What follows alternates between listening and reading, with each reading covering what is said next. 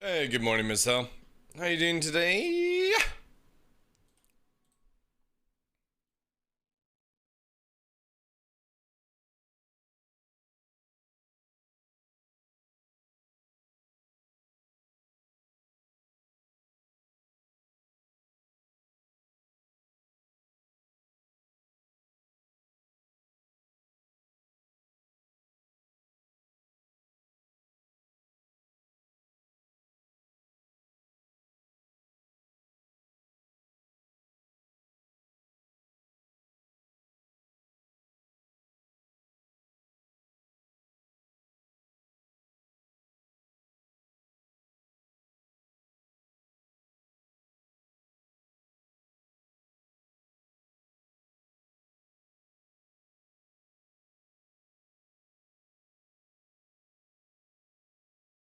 We're okay. Luna's not really improving, so we're kind of we've got till Sunday, but I'm already sort of in the mentality that she'll be put down at the end of the week.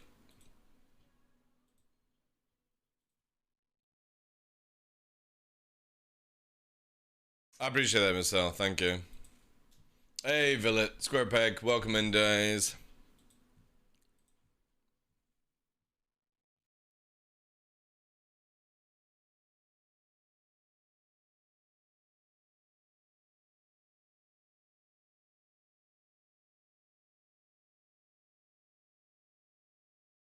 I'm gonna try out a command here.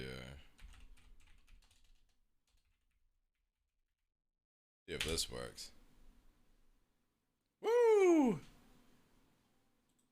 That's fucking dope. So Twitch have added their own shoutout mechanic. And obviously if you're following the shoutout, you don't see it.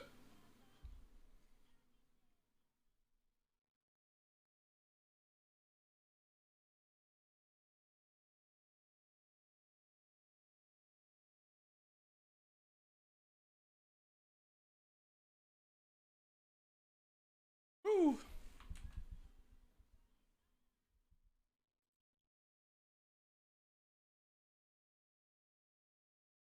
Baby, baby, oh! Fucking hell. What the hell is this playlist?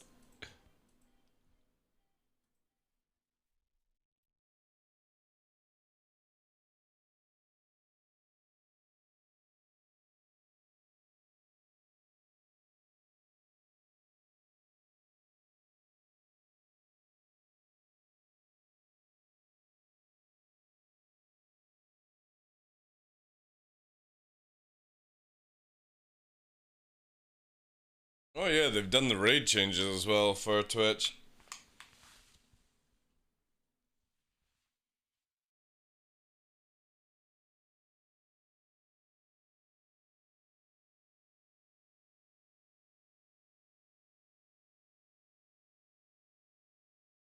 Down, down.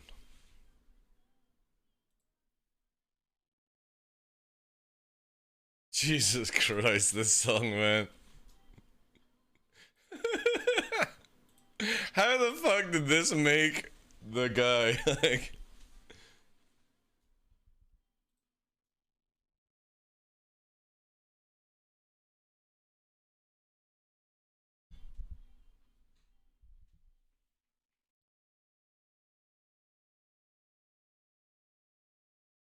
Ludicrous.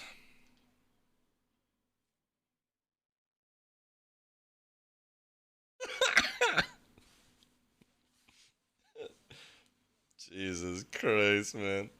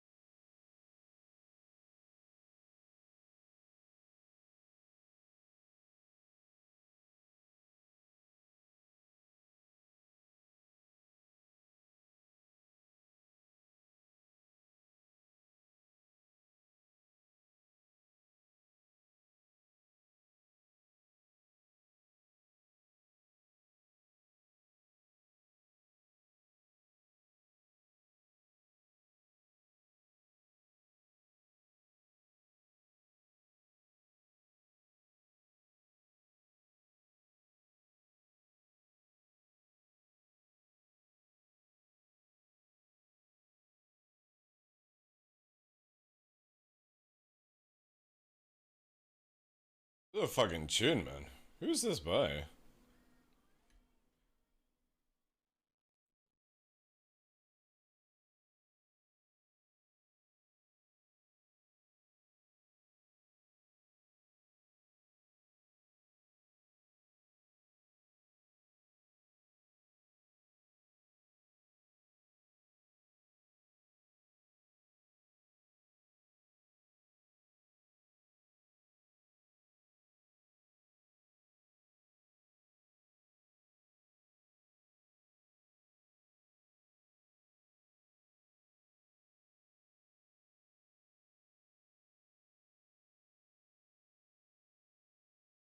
I know what we need to do.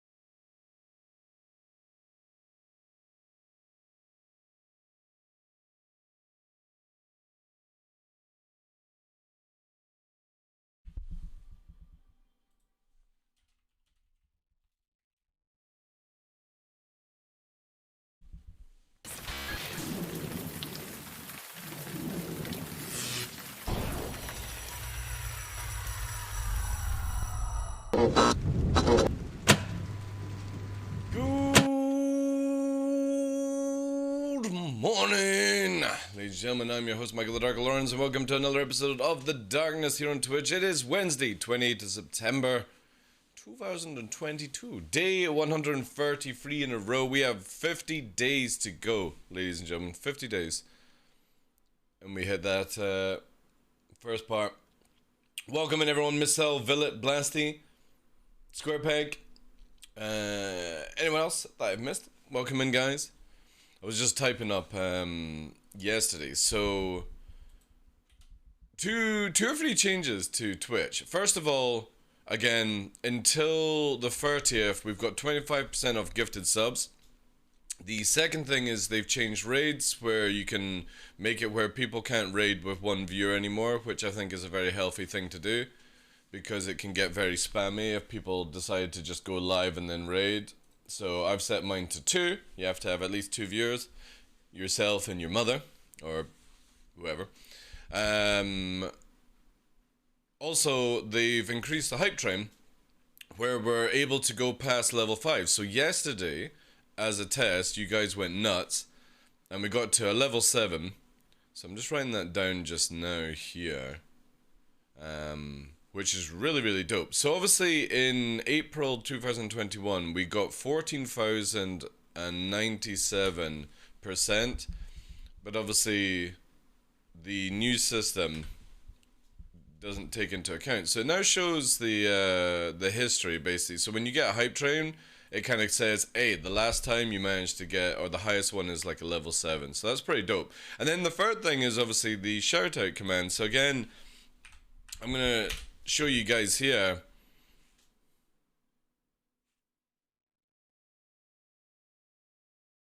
What the fuck? Missile. Jesus Christ, like, holy fuck. You don't expect me to fucking read out all these names, do you? Jesus Christ, what the hell? Like, 5 is adequate. 25 is fucking stupid. I massively appreciate it, but it's fucking stupid, right? Here we go. Hero, thank you very much for the 2 months. Rimwalker for the 4. Chief, Dirty, Sam, Rydra, Mobaz, Daz, welcome in. Skylum for the 3. 2 Monster, X-Bass, X-Bass, I'm saying.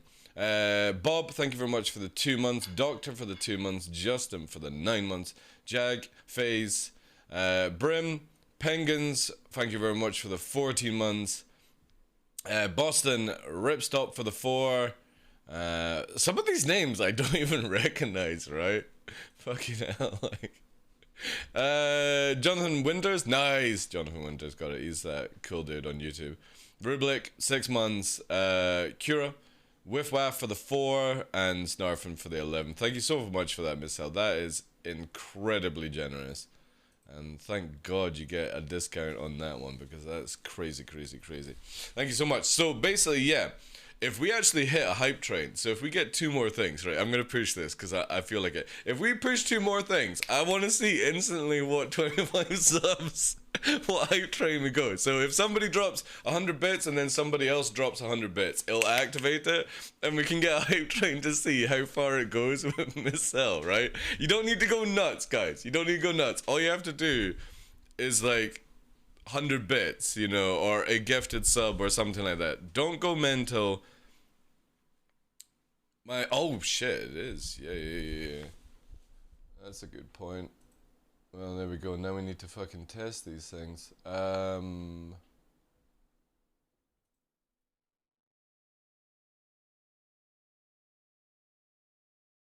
it's this one, is it? Yeah. I'll just do that, right? Ooh, Blasty, thank you very much for the 100 bits, dude. Again, I appreciate that. Yeah, I think that's fine if I do it like that, right? And yeah, it needs to be this as well. God damn it, Miss Cell.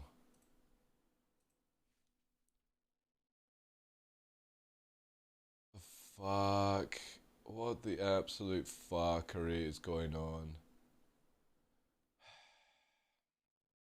A second, you absolute nut jobs.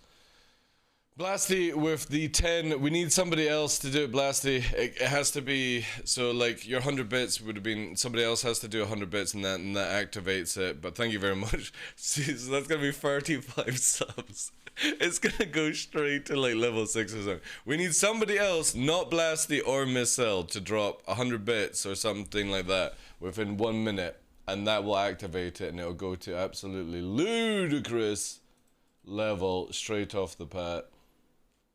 Let me just quickly sort this out here, because so we don't have it in the ending scene. We've only got it here. I'm having to quickly do this because I'm so unsure of where to go. Like, we'll do it like that. There we go. Villet, thank you very much for the 200 bits. Activated. What are we at right now? Let's have a look at this shit. Fucking nuts, like. Absolute nutters. Alright, let's see. Holy shit, you're gonna be able to break it. Alright, guys, we are 70% on a level 7 hype train. We could actually beat yesterday's record in 4 minutes. All we have to do is get to level 8 and that breaks it. Then I have to fucking open up my document again and do shit. I'm gonna have to fucking sort this out. You guys are freaking mental. Villet with another 300 bits. I appreciate that, guys. So 300 bits does like what? 7%. Okay. I've got it at the lowest level, so I never try and milk people with this kind of stuff. So I have it at the lowest setting. Basically, whenever you do these settings, it's like I want it the easiest hype train available, or you can put it to ridiculously hard and stuff. Citizen Kilroy, thank you very much again with the 300 bits, getting the chimes going. We're at 83%, guys. Awesome stuff. Let me change out the goals because obviously Missile and Blast, they have been very, very rude. Very rude. Oh, for fuck's sake, Villa. That puts us over, right? That's... There we go, there we go. Right, so we're into a level 8 hype train. Does it change the color at all? I kind of feel like they should have changed the color. Thank you so much, guys. That's insane. Missile with the 25, Blasty with the 100, Blasty with the 10, Villet with the 500 bit, Citizen Kilroy with the 300, Villet with the 5 drop. Fuck's sake, guys. Like, for just testing out things, you guys take it to the extreme, you know? Tango Brit, welcome in, dude. I'm surrounded by nutters, like, now I've got to change this. Like, here we go. Settings. Like, what, 275. There we go. God. Oh, for fuck's sake, Miss Cell. I just edited it. Oh, no, we're good. 269. Thank God. I was just I was about to fucking rage, right? I was literally about to rage because I just changed it to 275. It's like, fuck's sake, I just closed everything down again. I'm gonna have to try and figure out a better way of doing this, like. Thank you so much for another 4 bomb there. Let's get through Blasties. Blasties with James Duffy for 2 months. Scarabs for 5 months. Hopi. Vandy. Soul Rebel. Thank you very much for the 2 months. Fin4 for the 2 months. Sarge. KS. Monroe. Manuko, sorry, for the 7 months. And Big Doable. Welcome in. Oh, hell. God. Stop it. Stop it. I'm distracted. Villa then dropping a 5 gifted subs for Chief Brody, Mir, Sensei, Sick. I have no Sick. I'm just gonna call you Sick for the 2 months. Lovego, and Philippe for the 3 months. Then 4 bomb from Miss Cell into Crythor, Liz E for the 9 months, McVeal for the 2 months, and Texan for the 2 months. Into Anu dropping the 300 bits. Thank you very much for that, dude. Now TDL was the stream from today. Now TDL said was the stream from today, BB guys. Oh no. I need distraction, guys. Like, no joke. Right. Let me just mark. Oh, God, I'm gonna have to wait. No.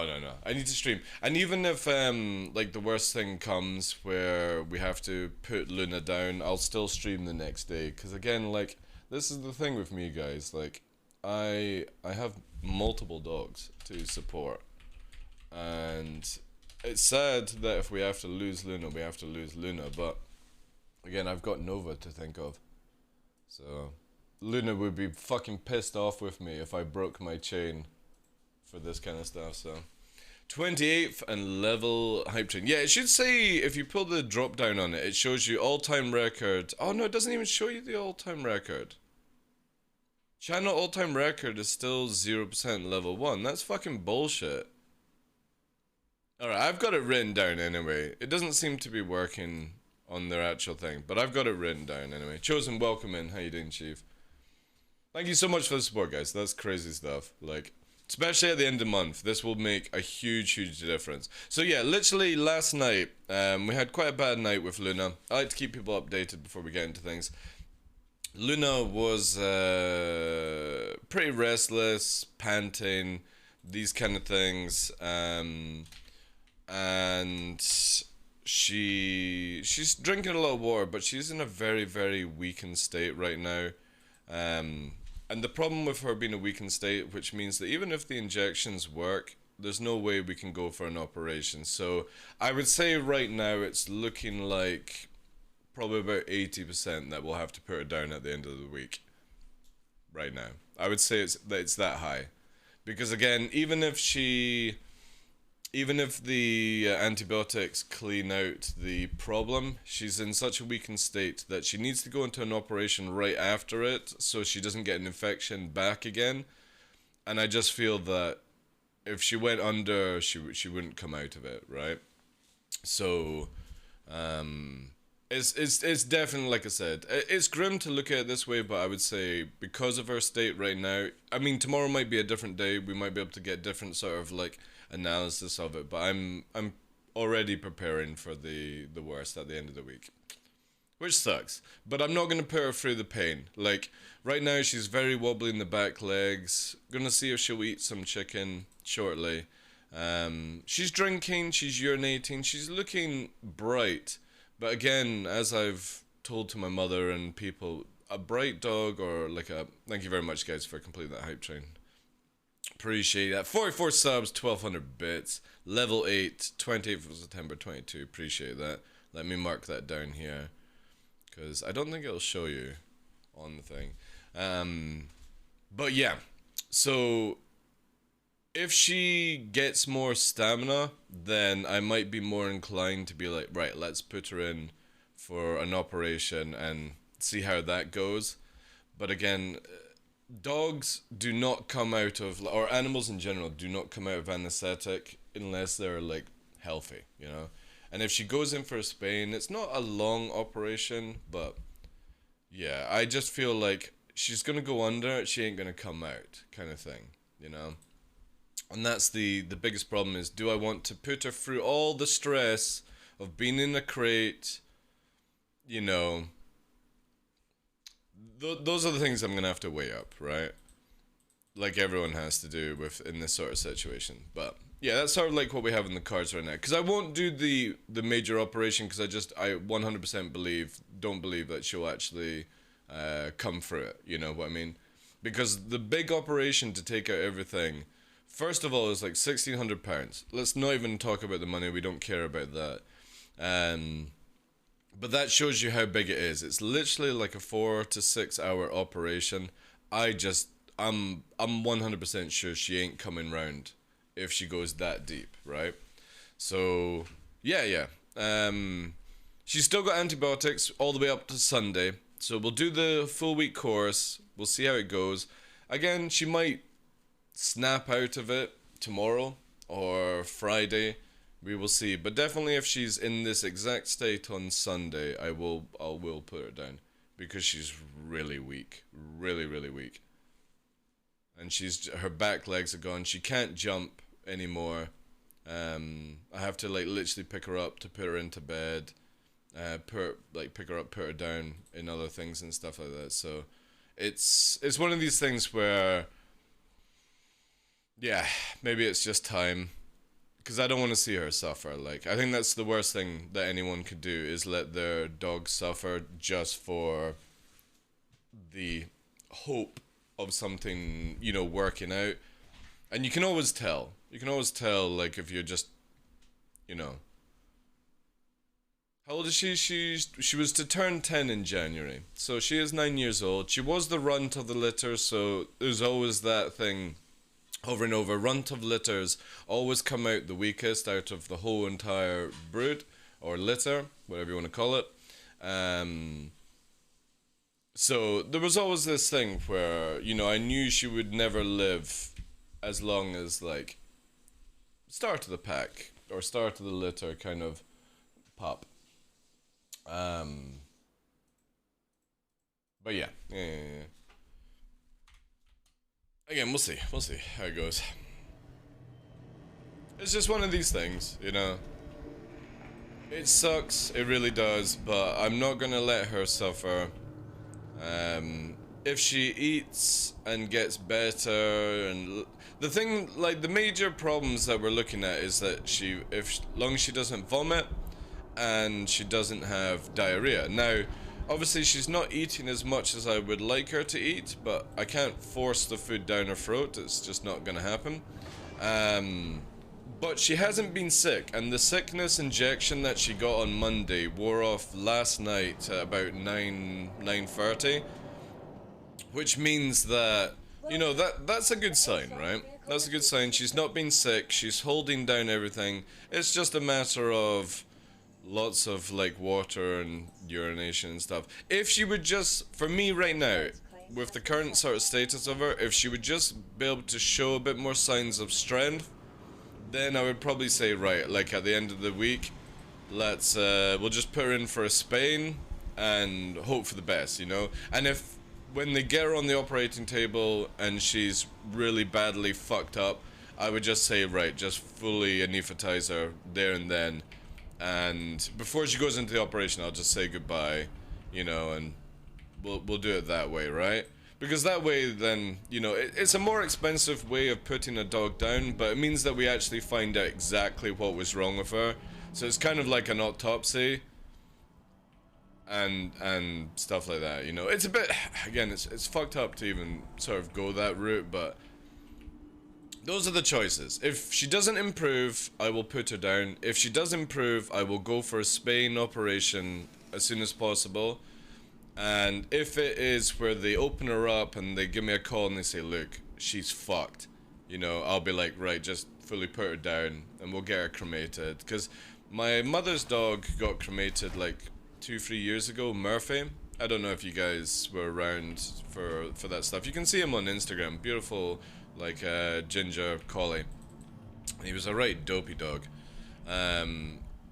We have him in a pot, cremated, because the idea is my mother wants, when she passes, she wants her ashes and Murphy's ashes to go together, because obviously Melina, who's my mother's dog, is turning 6 months right now. There's a good chance that Melina will outlive my mother, basically, and I'll have to look after Melina. And so yeah, Murphy, if it was the case, I would do my mother's ashes, Murphy and Luna all together, which I think would be a really cool thing to do, you know. They all came up together to the Highlands as a unit, you know, and then obviously me and Nova can go wherever after that. Vehicle selected. Stand by. It'll suck though, but again, these are things that everyone has to deal with in life. So I don't, for me, I don't really get upset about the loss of humans and animals. I'm a little bit built different than other people. I get upset for the reasons why things happen. So, for example, you know, like yesterday I was saying, if I had just been a bit more disciplined with myself, Luna wouldn't be in this situation, because I wouldn't have brought her out of her operation at the start of the year, and we might not be in this situation. And also, if that fucking bitch hadn't given my mother COVID, Luna would have been in the hospital 2 weeks prior, and maybe we would have caught it even sooner and stuff like that. You know, there's all these things. Those are the things that upset me, right? Those sort of equations. But, you know, again, I'm not going to, like, change my lifestyle, you know. I always say as well that when you lose a dog, my mentality is, if you're wanting to continue that sort of route, you go with not replacing, but getting another dog within 2 weeks of your loss. And the reason why I say that is because you're in the mentality to do that kind of stuff, and it helps. Because again, if you're looking after a dog, it passes, which sucks. But if you are able then to take on another responsibility because you're in that sort of mentality, it's a really cool thing, because you can give another dog another good life, you know? That's how I always look at it. Like, obviously, people are different, where my mother needed like 3 years to get over Murphy. That's fine, you know? Again, everyone is different with these sort of things. You can help with some infiltration feeding.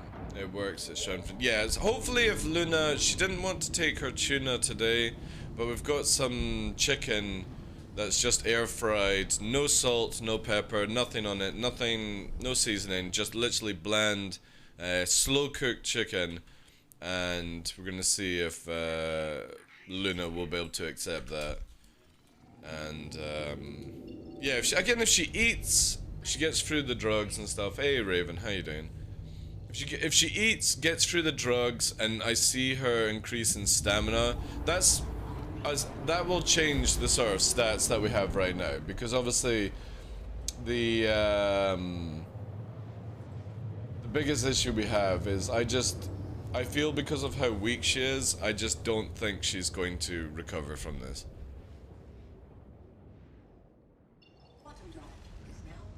That's the biggest issue for me, is that she doesn't seem like she's got any strength. And a dog, even if a dog eats, drinks and stuff like that, you know, do I risk pushing her further into the craziness? You know, so many fucking equations to work out, you know. Yeah, it is. It's very important. So if she drinks and she eats, that's a really good sign, you know. A dog that is ready to go will stop eating. Or an animal in general. If anybody ever wants like a good clue on it, if your animal is ill and it doesn't eat, that's time to let go of the animal. So Luna ate yesterday, but she's not eaten today. And obviously I'll need to go and check later to see and stuff. If she eats, that's a good sign for me.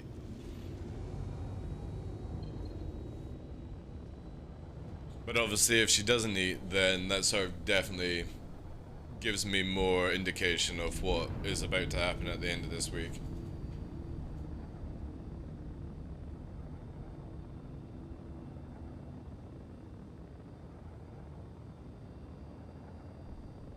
But again, I'm not gonna let it dwell too much on the mind. I was prepared on Monday night to have to let go of Luna when with the way she was, the shaking, she was in a really bad state.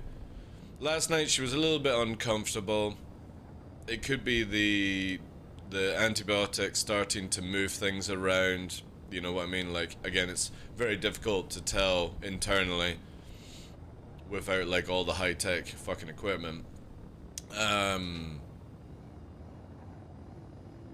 yeah, we'll see.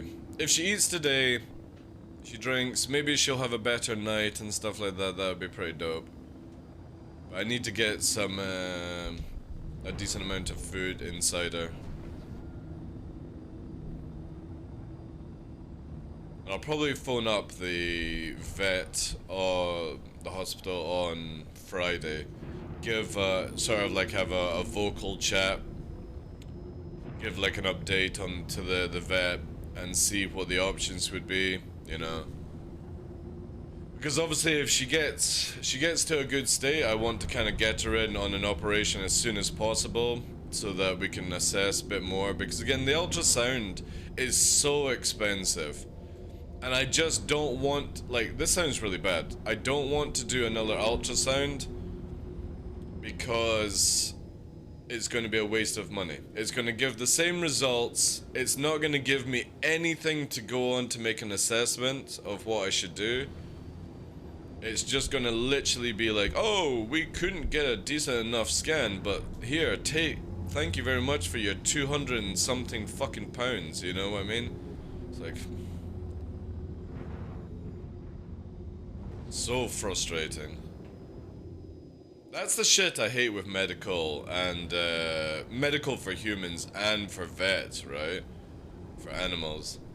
Is that it always seems like they just can't get a fucking result. Ooh, we've got a general idea, but we don't really actually know. It's like, holy shit, all this medical science for all these years and you still don't know shit. Or you can't give a better assessment. Just a rough guide. It's annoying, man. Yeah, that's the thing that sucks the most. Like, 9 years for a husky. I mean, huskies generally don't live that long. You know, 15 is probably like the longest a husky could probably go for. Maybe some rare things. But for me, I've always known that she wasn't going to be much more than like a 10 to 12 year dog. Because of her being the runt of the litter. And she's a lot smaller husky and stuff like that, very petite little husky. But yeah, I always knew that it was never going to be like one of these 15 plus year things. And to be honest, like if you think about it, 10 years for a husky is 55 years old, so 12 years, we're talking about, you know, 60, 65. 15 is into like the 80 sort of region. You know, that's an old animal, right? And for me, like, I would rather see Luna go out on a bang instead of being like just a fucking shadow of her former self, you know, not wanting to go walks, not wanting to eat, stuff like that, you know? That's the way I always look at it with animals. I would rather put her down and deal with that upset than watch her deteriorate into pain, suffering, just to extend her life by a couple of years. I mean, a couple of years is a long time for a dog, right? And it's okay for a human, you know? We go through our years pretty fucking fast and we don't really care about these things. But there's no way I could do 2 years of watching her lethargic, pain, more problems down the line, stuff like that. That's just not worth it, man. So if she has to go on 9 years but she goes out good, fuck it, you know? At least I know that she's had 9 fantastic years, well fed, well walked, you know. That's the way I always look at it with animals. I'm not gonna be a selfish fucking pricky human that watches my animal, you know, suffer just because I need it in my life for another, like, 6 months or something like that. That's just not worth it, right? That is pure human greed, selfishness, and I'm not about that.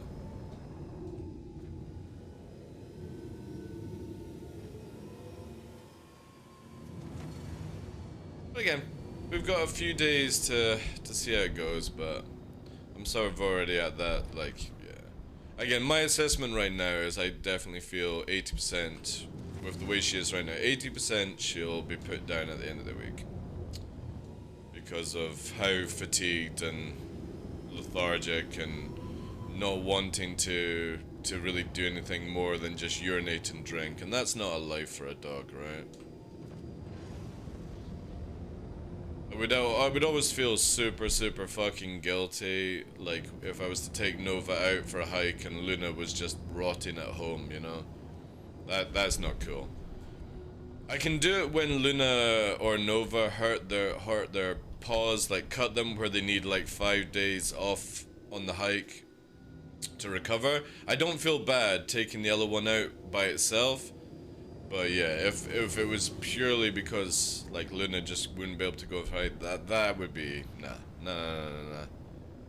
That's not a life for her.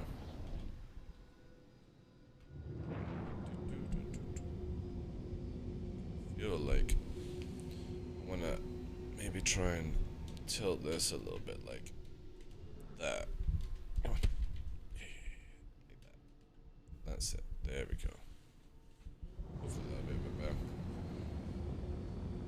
But anyway, that's probably going to be our chat for the next few days inbound possible. It's a rock. Ooh.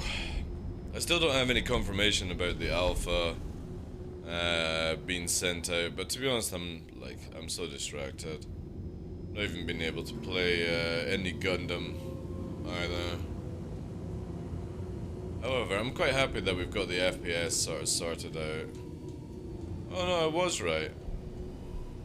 What do we have here? We got a fucking Mustang Delta. Fuck me. Can't even remember if rockets are that dodgy. Anyway, it's high. Let's put a fucking Fox 3 into it. Fox 3 out. Let's see what its capability of handling that is. Oh, it got hit by it. Okay.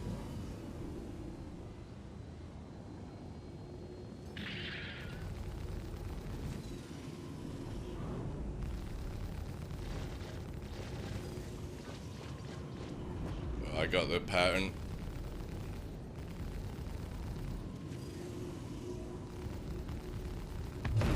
Oh shit. Bad graphics. Good fight, dude. It's hard in a Mustang.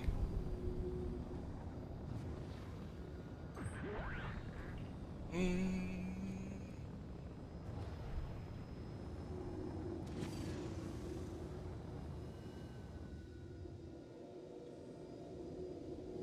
need to eat myself as well. Again, like these past like 2 days, I keep forgetting to eat. It's not that I'm forgetting to eat, it's just can't be fucked, really. I guess it's just an upset mind.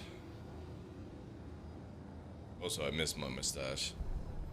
That was a fucking pain yesterday, like, no joke. So yesterday when I was shaving, I was so tired from all the mental stress, you know, and stuff like that. I literally, as I'm shaving to do the lip line, I fucking shaved all the way through the side of one side of the mustache.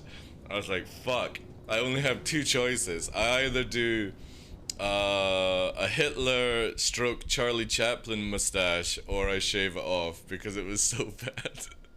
Like, it wasn't even funny, it was just like, fucking went right through it. And it was deep, right? Because I didn't have any guard on or anything like that. So again, I was just doing the sort of underline. So I chose to shave off the mustache because I just didn't think I would be able to pull out a Charlie Chaplin Hitler tash. You know what I mean? I can't remember what that one's actually called. What kind of mustache? But yeah. I just didn't think I would be able to pull it off. So it's kind of sucks. I feel really bad about it. I really miss it as well. But again, 4 or 5 weeks, it'll be back. Just gotta deal with it, sadly. Also, we're gonna start doing like React videos, hopefully at the end of October. I was saying to Jack, my son, who's gonna help me out with it, we'll probably end up doing it at the end of October because just in case this week goes bad, we've got SizzonCon on Saturday, which is like, is it? No, SizzonCon next Saturday. So yeah, like next week is gonna be a bit dodgy and stuff. I might, if obviously the worst case comes out on Monday and stuff like that, and we have to put Luna down on Monday. I probably won't do a CitizenCon show on the Saturday as planned. I just don't think I would be in the mood to sit through like 9 hours worth of CitizenCon and stuff. Hey Xander, how you doing, Chief? Is it called the toothbrush? Is it? I don't think I've ever heard it. I always go with it as the Charlie Chaplin or Hitler used it, you know. But that was what I was left with. That's all I had left. Or it was gonna be some weird half mustache nonsense. So again, I just felt like I don't think I would pull off being, hey guys, I'm going for a Charlie Chaplin look. I think people would just be like, nah, you're just being a twat, you know, so. Did you, yeah, I got it, yeah. I got it mounted here, if you want to see. Let me quickly disappear myself. There it is there. So I got there's the edge of the table. It's on a mount, sitting right beside. So I've got my dual joystick set up where I can move this around, grab throttle, do all these things. Doodly-doodly-doo. No problem there, you know. And then obviously we've got this ability. I need to sort of change out the camera or something. Be able to swivel over, you know. Well, as I've said at the start of the show, Xander, I'm pretty sure 80% right now we will be putting her down at the end of the week. Because she's in a really, really weakened state.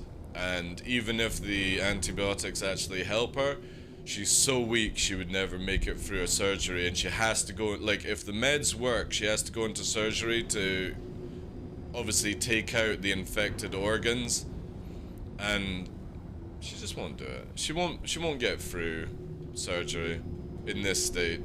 So right now, we're hoping that she will eat, get her energy up, and then obviously on Friday I can have a discussion with the vet. Sunday we can make the final decision. But she really needs to get her energy levels up, so again, the antibiotics will be wearing her out, so right now today's assessment would be 80% into the negative. We'll see how the next couple of days go. See on Friday, see then how Sunday goes, and sort of do it like that. But I'm already sort of mentally prepared for the worst, you know. I think that's the right thing to do right now, because again, she just, last night it was really, really bad. Like, normally she goes for like 5 hours in the night before having to urinate. It was every 2 hours, which is a bad sign with this stuff. Obviously, the things that we're looking for is she needs to urinate less, eat and drink, and not be sick. These would be the good signs, but she's starting to urinate a lot more in the evening. So that's one of those like telltale signs that with this sort of stuff, with the Pyometra, it's not good, right? It's really not good. Again, I can show you here, guys, to kind of like, if anybody is not 100% sure, right? So Pyometra with dogs, right? So we see here with the female dog, we're gonna bring it up here. Maybe not. Yeah. So actually no, can I get? Yeah, this is probably the least graphic, because again, I don't want to. Let me just do the image here, and I'm not showing you because obviously there's a lot of organ images and stuff like that. I'm looking for anything that would be like healthy to show you.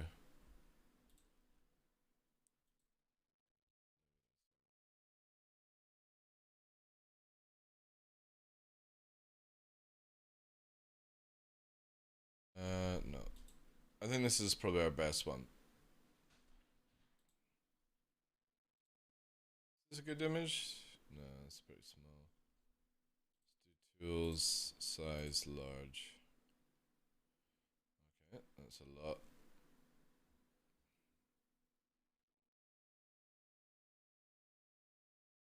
Well, there must be a big picture. It's just all satellite organs. Yeah, we'll have to just do it with this one. So, with Pyometra, obviously, with a female, you've got the sort of womb and stuff like that.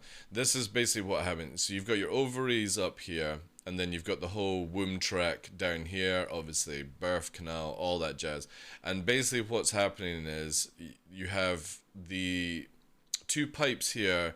The intestine and the bladder will go in between, slightly below actually. So these will be further back in the cavity, and this is what's happening is basically these are inflamed. Now there's two versions of it, which basically means it's an open and closed valve Pyometra, where basically the valve is closed and all the stuff that comes through from like ovaries to end of season to put all the chemicals back into the body, yada yada yada, lots of technical shit, is blocked. And if it was open, we could have injections which would then flush it out and it would heal up and stuff like that. But because we can't find out if it's a open or closed valve, I can't risk the injections, because if I inject and it's a closed valve, all that liquid's going to pile up and it's going to rupture and explode inside her, or leak out basically, and that's a fatality if that happens. So right now, because we can't tell if it's an open or closed, we can't go one route, and the idea is we're using antibiotics to sort of calm this down, to maybe go in with a spaying in the idea of taking out the womb, taking out all the stuff.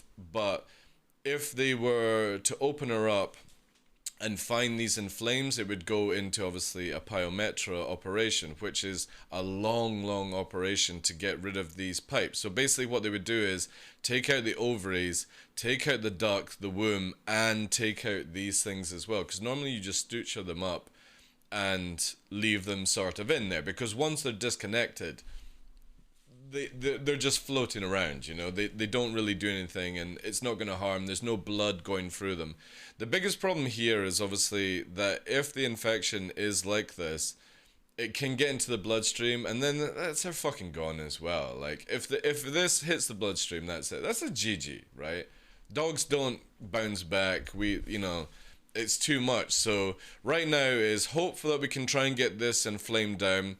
If she's strong enough, she goes in for a spane and we go in.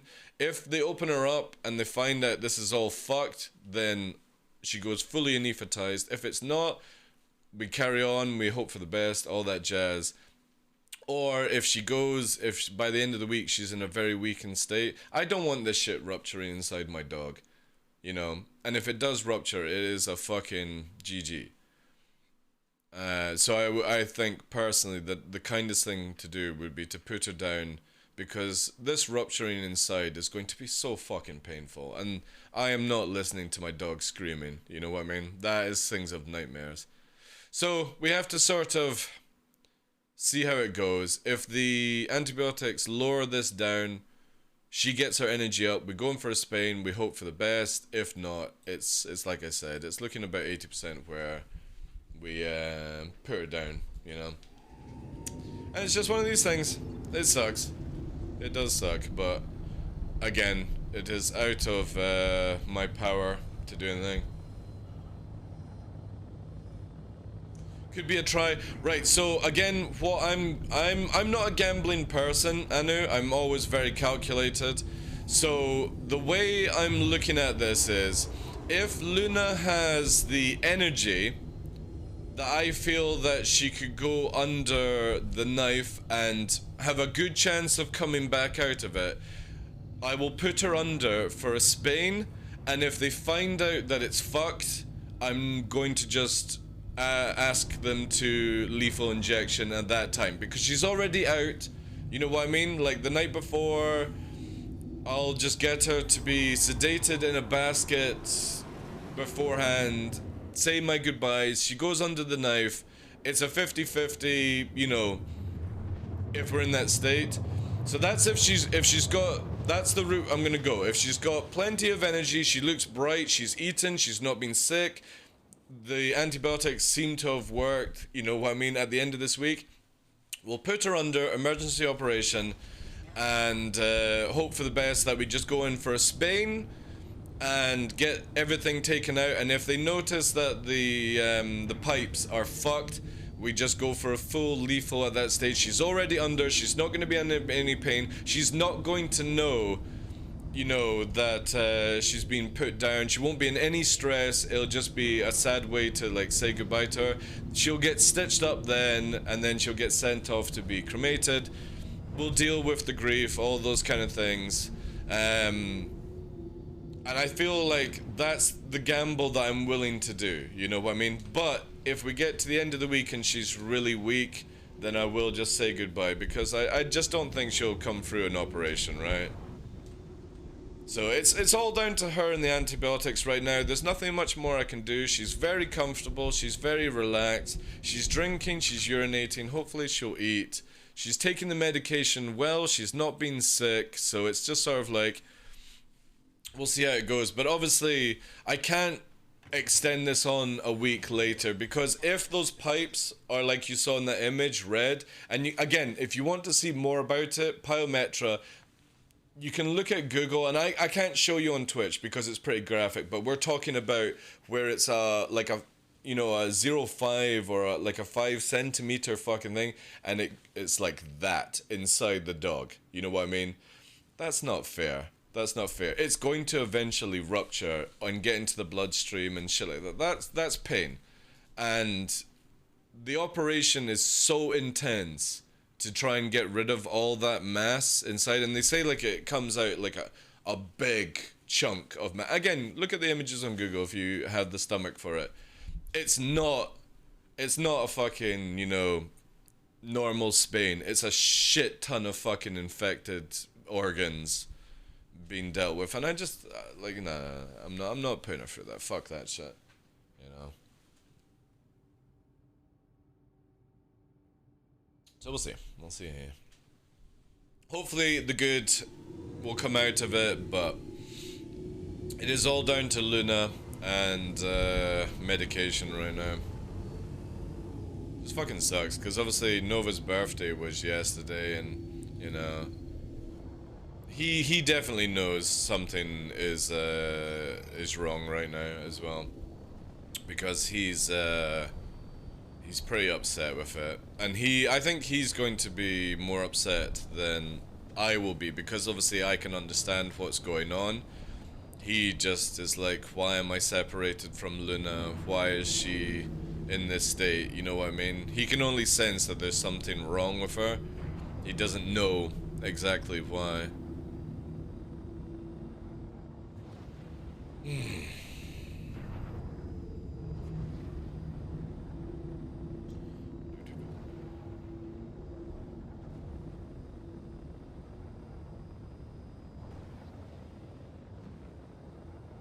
Crazy though. Crazy stuff.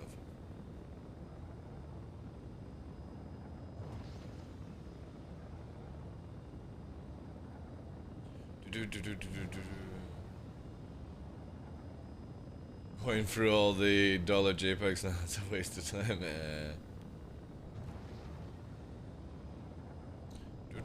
But yeah, that's pretty much the discussion right now. Obviously looking forward to seeing what we get tomorrow for Inside Star Citizen. Hopefully it's a little bit better than last week's one. And stuff like that.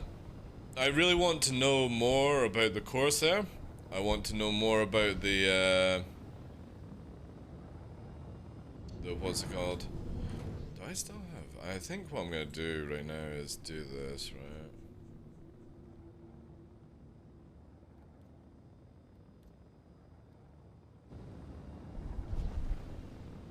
That's better. Which saber were you using in Hearthstone Amps the other day? Just a normal saber. Like, there's no difference between the sabers. The only difference is between the saber and the saber raven. The raven is a lot slower. It's really, really fucking scuffed. And the weapons I had was just simple repeaters, Vaz. I always go with bearing repeaters over attritions because attritions can actually be EMP'd more, and also they have less HP, which means that if they get hit by missiles, they can fall off your ship pretty fucking easy.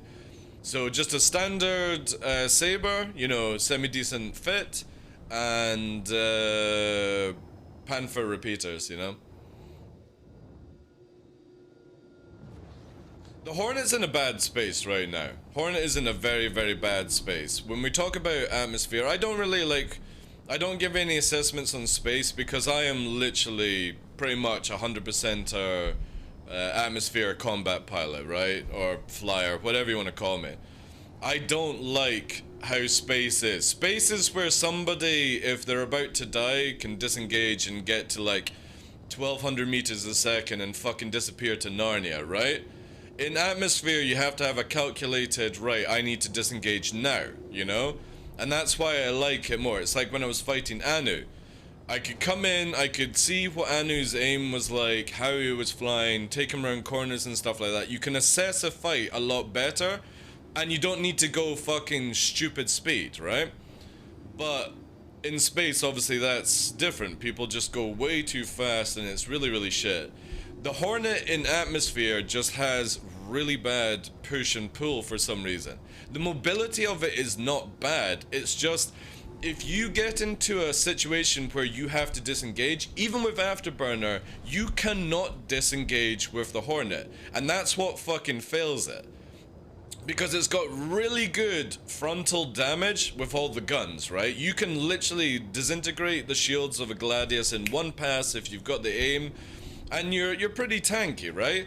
The problem is, if you get into an oh shit thing, the Buccaneer, possible inbound, the Buccaneer and the Hornet, yeah, here we go, Anvil Arrow, don't know who this is, the Buccaneer and the Hornet are very much ships where you have to commit 100% or you die. And I just don't think any ship should ever be in that situation. There should always be a way to sort of disengage and do certain things and stuff, so yeah. Alright, let's see, let's rack free just in case. Yeah, so we got somebody who's spewing all the missiles out. Let's fox free that as well. 3 drops, 2 free. Counter on that one. Again, let's go in on this. Slow him down, let's hold the tone. Panic mode, fox free on that.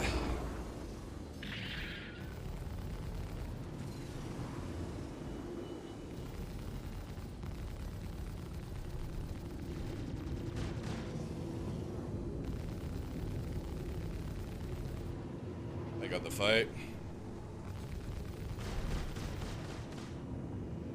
Standard fit. Just upgraded EM, yeah. If I did. Yeah, it's just a standard fit. Probably somebody, I mean, turning was fine, it's just lost so much airspeed. It's the killer thing within Star Citizen. If you lose your airspeed, you might as well just eject at that stage. You take too much damage. Again, and this is going to be even more crazier in the future when you talk about horizontals and vertical angles. So again, when you're approaching somebody at speed and you're wanting to merge correctly, what you're actually wanting to do is bring up into a barrel roll, like a half barrel roll arc, and then obviously in the future we're wanting to sort of merge like this, because right now everyone merges like this, right? And you see yourself drop to like 180. When we have less ability to disengage, dropping your speed past 200 is instant death in an arrow for the future, because you're not going to have the same upstrafe and ability to push like you do just now.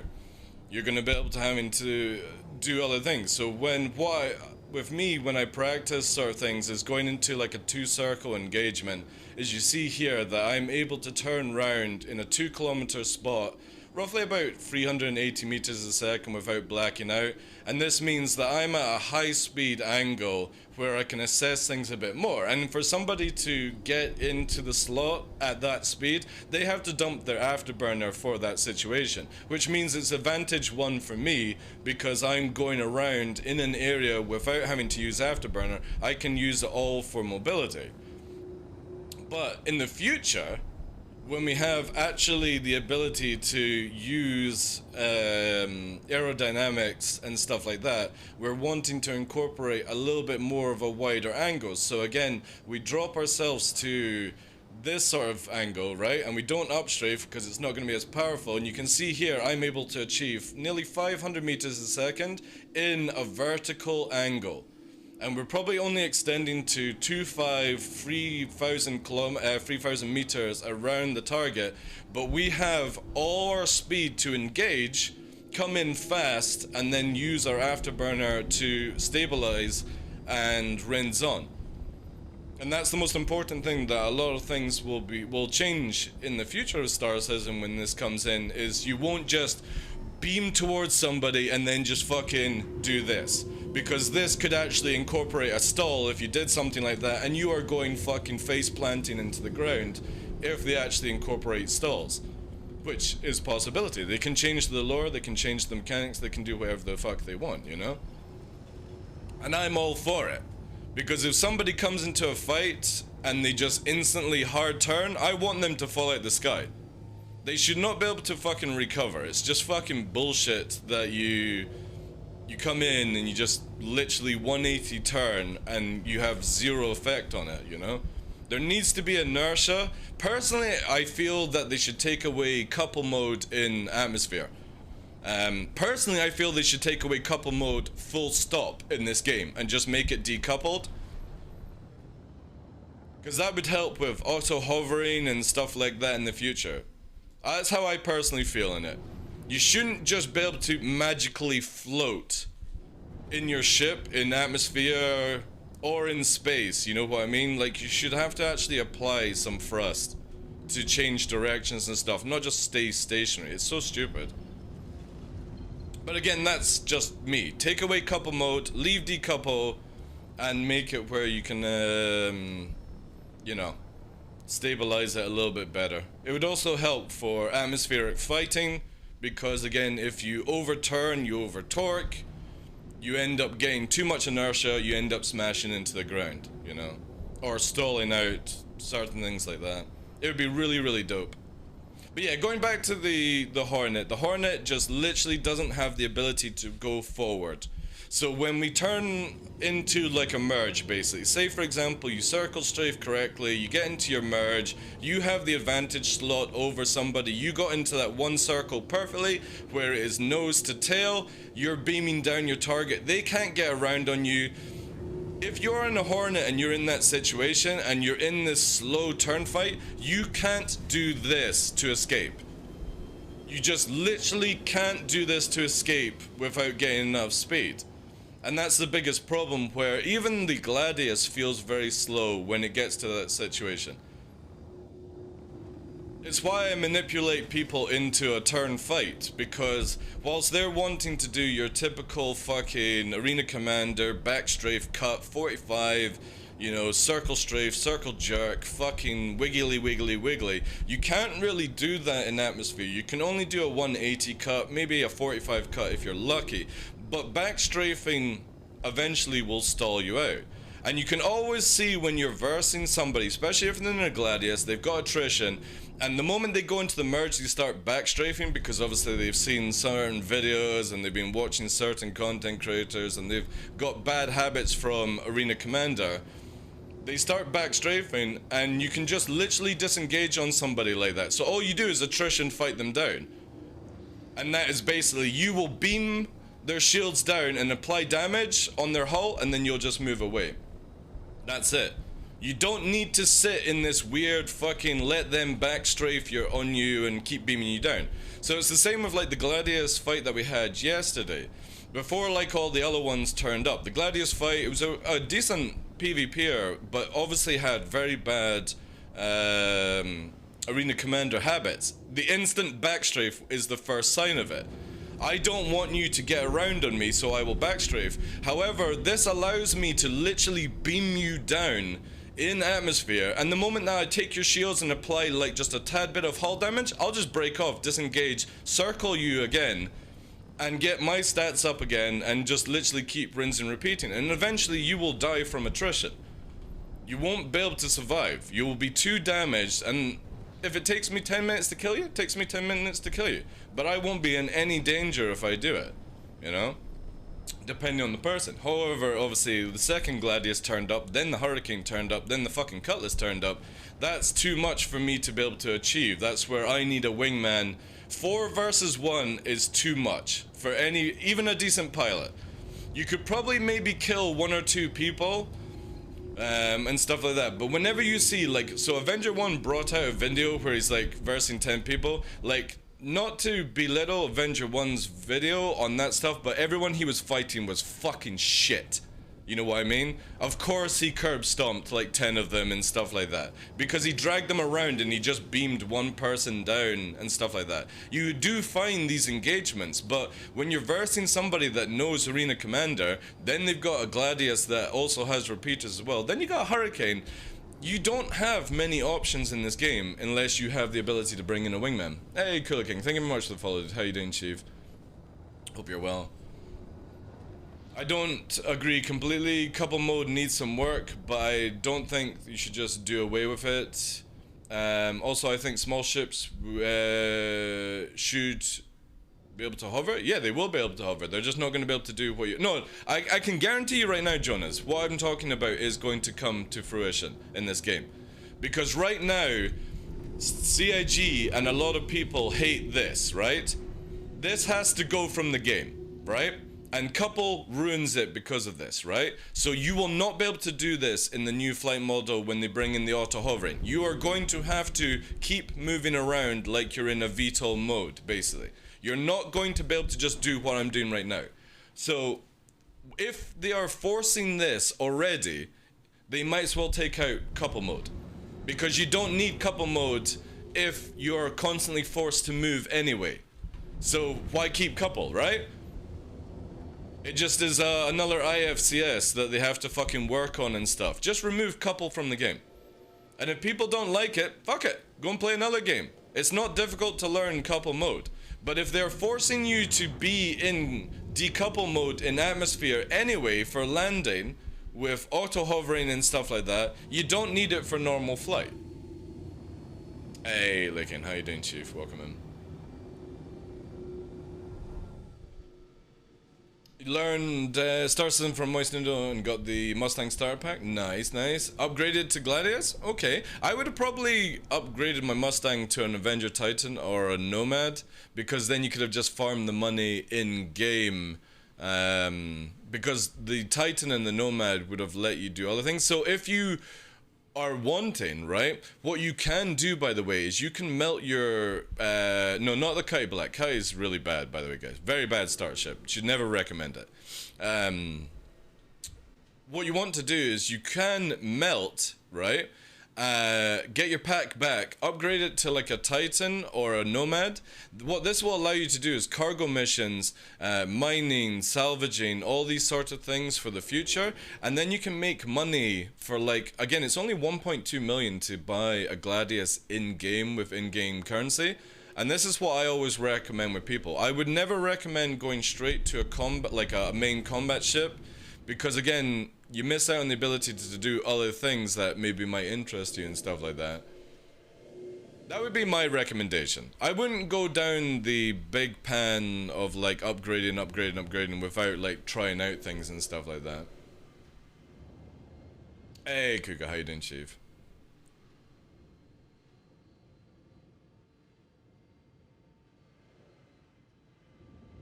That's not a problem with couple mode.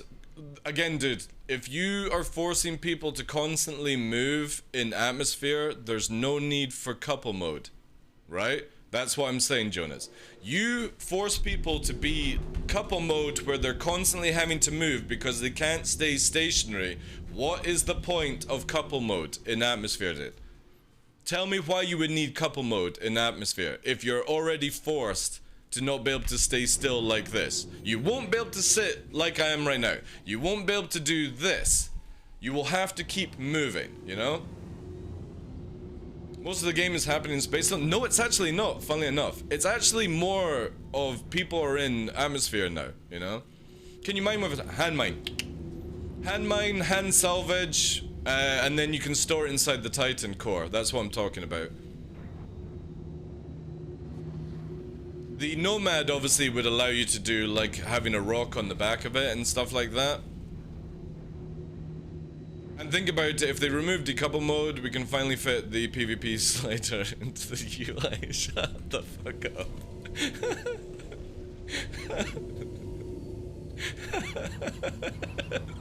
Yes, now we've got a free button for that. Yeah. So again, right, this is the beautiful part about Star Citizen, Cooler King, right? You can melt your package down every 24 hours and try something else out for 24 hours. Then melt it again. You know what I mean? So you can always melt the thing. But again, you've got to be careful because you obviously get one rebuy. So this is where I would say, like, you'll probably get one free rebuy. So you would have to melt your package. You're going to get... it would go into your buyback area. The Mustang would be in buyback. You'll get 1 or 2 free to buy back. You would buy back the Mustang and you would upgrade it to a Titan. Okay? Now what you would do, or like if you're into mining, a Nomad or something like that, those 2 ships are the perfect starter ships. That's going to leave you a little bit of extra credit just in case you want to go back for the Gladius, right? But you try these out and you see about making money in the game. Because again, like I said, 1.2 million to buy a Gladius in game is only like 2 or 3 days work once you've got into it, you know what I mean? But if you go straight to a Gladius, you can't do mining stuff, you can't do box missions, you can't do salvaging, which comes out in 3.18. This sort of allows you to open up. But if you're purely looking for that PvP combat experience and you don't care about this, then the Gladius is perfectly fine. You don't need anything else. I'm just sort of giving you options of you could try out other areas before you fully commit to having that money as a Gladius, basically. Hey, Field Marshal, yeah.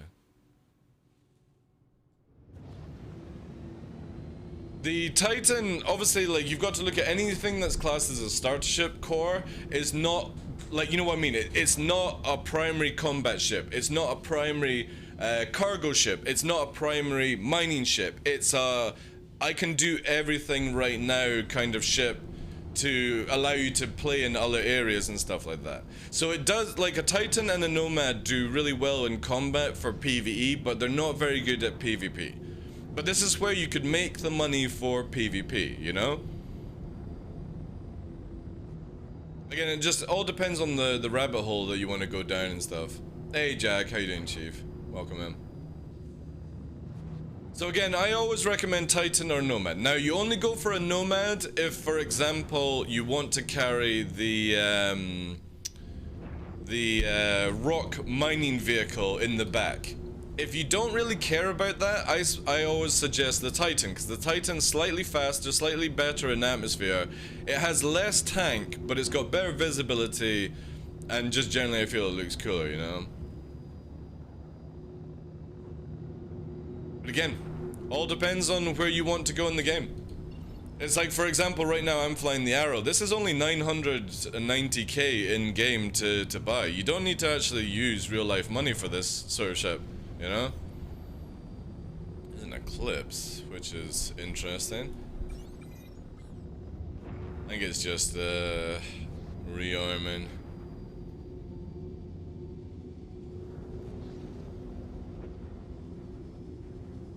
Yeah, that's very true, Kugo, yeah. But again, I'm only opening doors. If you are a full combat pilot, stick with the Gladius. I wouldn't upgrade to the Andromeda though. I kind of feel like you're better off maybe having 2 ships instead of 1 upgrade if you're going down that rabbit hole, right? But it's your money. You do what the fuck you want with it, you know? I can only give you a sort of like a general guide. But I always recommend that you should start with a starter ship, play the game, and then buy ships in game. And then if it's a ship you really like, say you really like the Gladius, you're like, oh, you know what? Instead of me upgrading the Gladius to the Andromeda, I'll use the money for that upgrade to buy a separate Nomad for making money, basically. You know what I mean? That's the best way to look at it. Sometimes it's better to have a couple of like starter ships and just make your money and do things in game, right? Because again, a Connie doesn't take that long to farm up if you know what you're doing, right?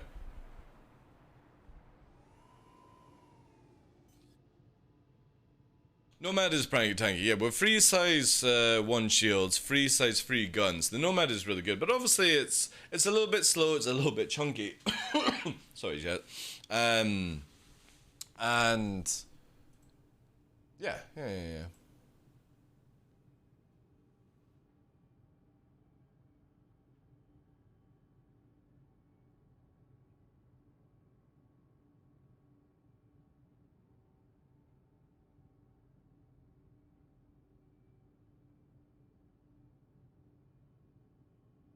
Nice. That's me, that's Verpal. Got in contact. Beautiful. That's one less thing to care about right now.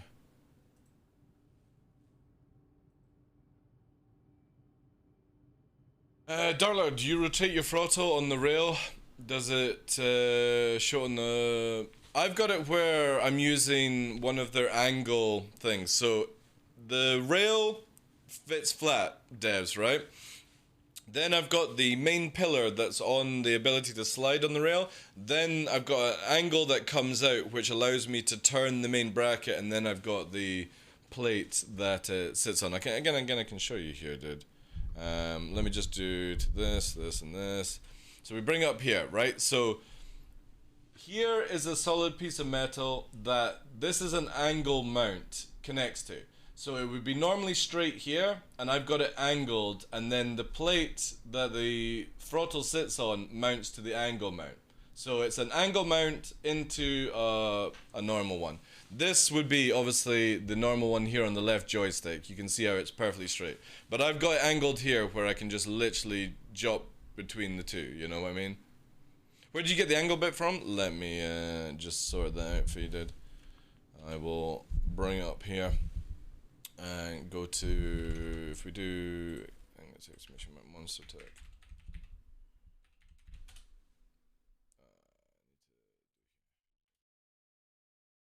And so we go to monster tech, we go here. It would be, oh, let's go to English. I think it's under mounts. It would be probably under... Or actually, no, it's going to be under accessories, I think, now.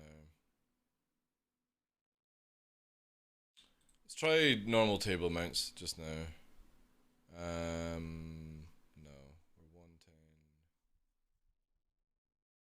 table mounts. There, no, that's the shifter.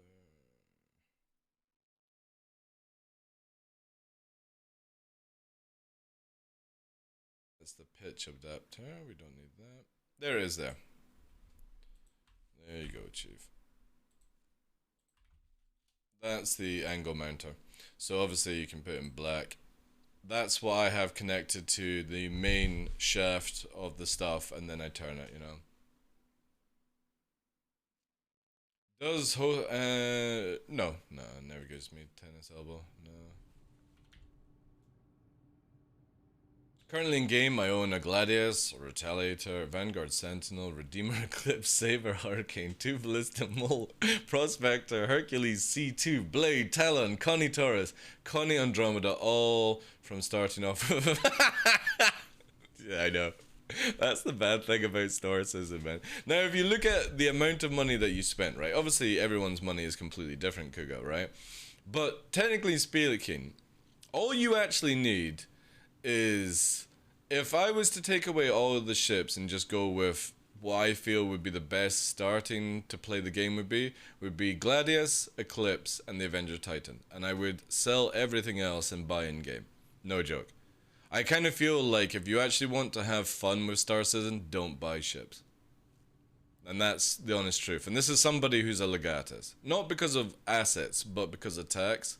Because obviously doing giveaways and stuff like that in the past.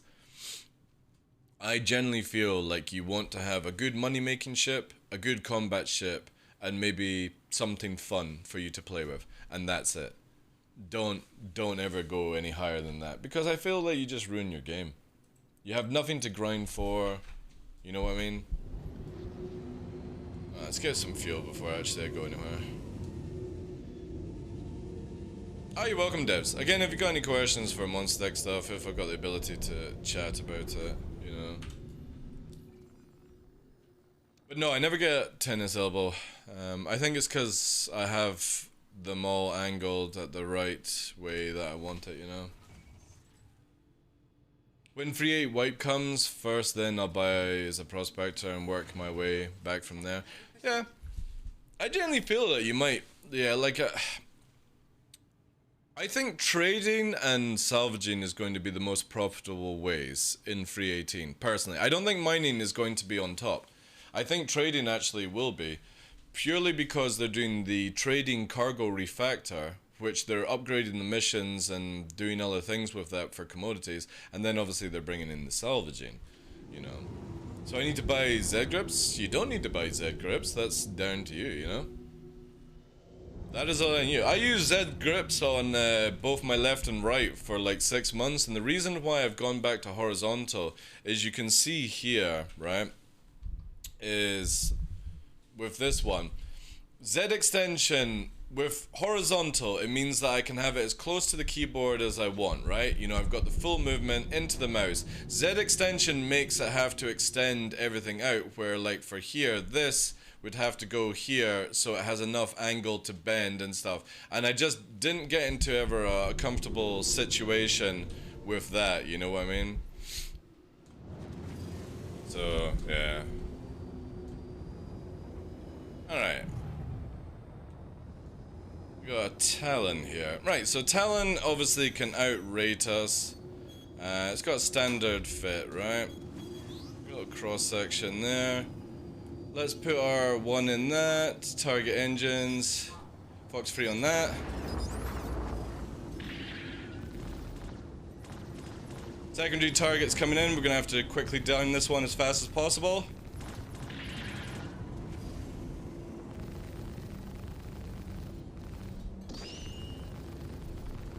Alright, we're gonna disengage. Because the secondary ship is a Titan. Right, let's break away just slightly here. Let's go for this. Fox free on the Talon.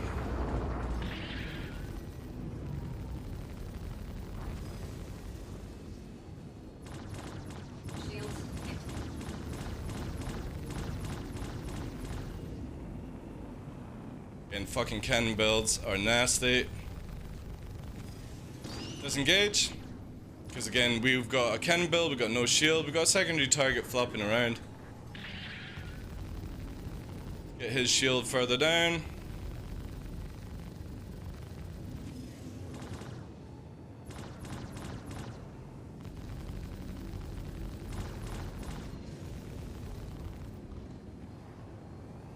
A bit of problem here.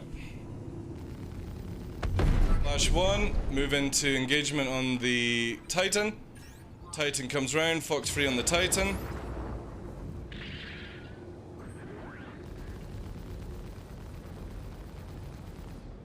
Titan's moving away at spades. We might not be able to catch it, but a Fox will. Fox free.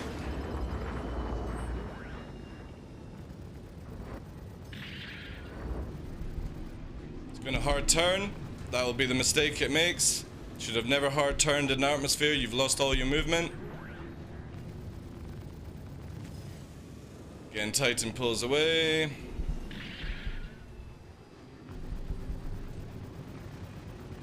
Splash 2. There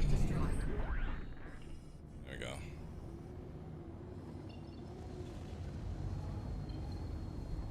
I used to run C78 on Talon. Yeah, it was broken as fuck though, dude.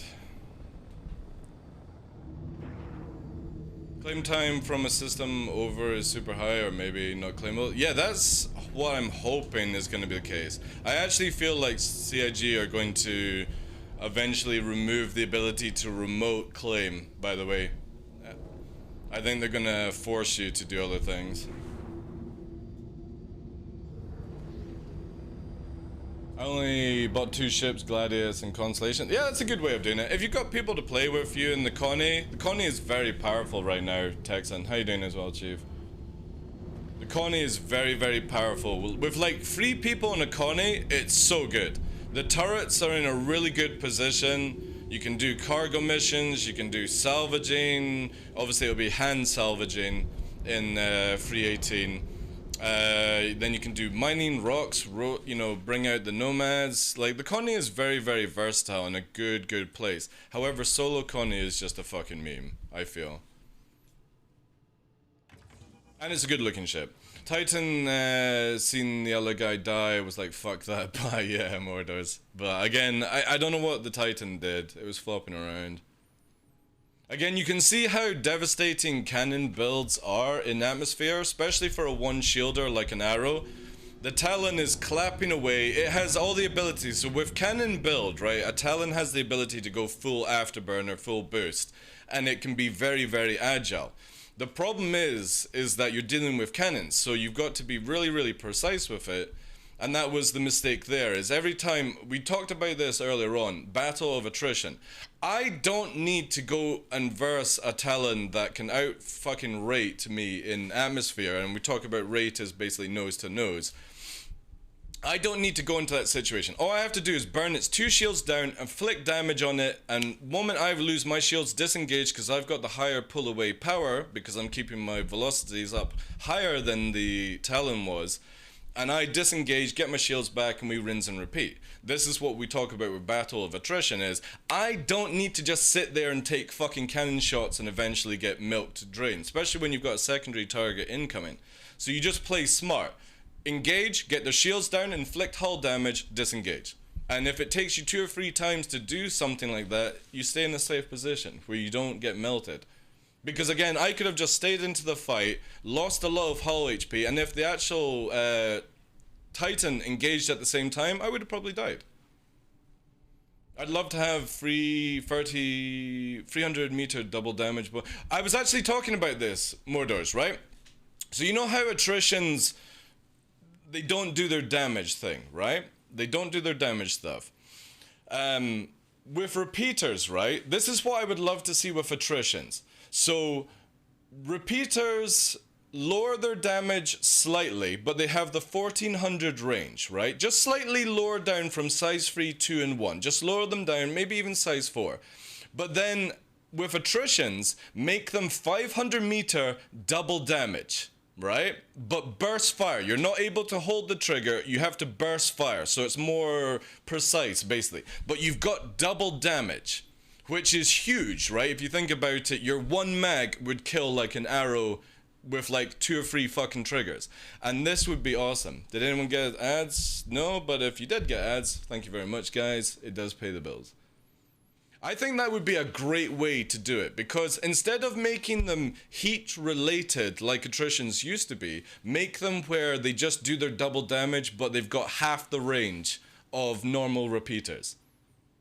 And that means that you still get beam down repeaters if somebody wants to stay at range, and the downside to attritions would be you have to close the gap. But in atmosphere, it would be awesome. It's quick killing and stuff like that. Whoever is on aim generally wins, you know what I mean? And that would be really, really cool. It is a way that they could balance it out where certain repeaters just have certain functions. Now, when we look at, we don't have any other repeaters, right? So what I would love to see is, right, let's look at the minigun and the shredders, right? So we've got ballistic cannons or repeater cannons, and we've got a minigun system. Make it where the minigun system can hold the trigger, but it's half the damage that it is right now, but you get 2,000 rounds, okay? That's fair, I feel. Or reduce the damage by 25%, but you're able to hold the trigger and you get 2,000 rounds. Shredders, cannon repeaters, get the same amount of damage, 2,000 rounds, but you have to burst fire. So it's more of a precise aiming. And we do this with Panthers and we do this with attritions. So you always have the hold the trigger mechanic, 1,400 range, but they're less damage, right? And obviously with the bullets, you have more bullets, 2,000 rounds, and with the lasers, you have unlimited energy regen. And then you make the ballistic repeater or the cannon repeaters and the attritions close range, high damage, short burst method, where you have to be on pip all the fucking time to get that juicy stuff. And that would be dope. That allows you to be at range if you're not confident enough, but less damage. And if you want to be a high ganker and you've got the aim, you've got the precision, and you can actually close the gap, you get the extra damage. That would be so sick. It would be so sick. We have neutron repeaters, but neutron repeaters should be actually removed from the game until they fix the FPS drag. Because when you use neutron repeaters, you're actually lowering your FPS down and you cause stutters. You actually throw off your aim with that shit. So I generally feel like they need to sort out neutron repeaters. Or they could put neutron repeaters as a middle ground. You know what I mean? They could literally make it where attritions are like 75% more damage or double damage, 500 meters. Neutron repeaters could be 1,000 range, and Panthers could be 1,400. But the less range that you get, the more damage you get. I feel that's how CIG should go with it. The less range, the more damage, which may make shotguns also very devastating if they would just make it where it's a slug round instead of a spread. Yeah, there definitely needs to be a diversity, but I generally feel that the easiest way CIG could do this more doors is more range, less damage. Shorter range, more damage. You know what I mean? This would be fucking dope, right? This would make it where if you're confident to get into a fight, you're like, brr, brr, right, you're dead, okay? But then if somebody goes, oh, it wasn't fair, I was shooting them at double the range, it's like, yeah, well, if you're shooting at them at double the range, then you've got double the time to kill them, you know? Or you've had way more time to shoot, you know? I don't think you're going to get old, gal. I think generally they should remove size 5 repeaters and just leave it as cannons. Because there's no point, there's never a point using a Galdrine instead of a cannon. There's no point. Because they're at the same speed and velocities and all that stuff. You're better, if you're going to land a shot, you might as well do double damage with a cannon.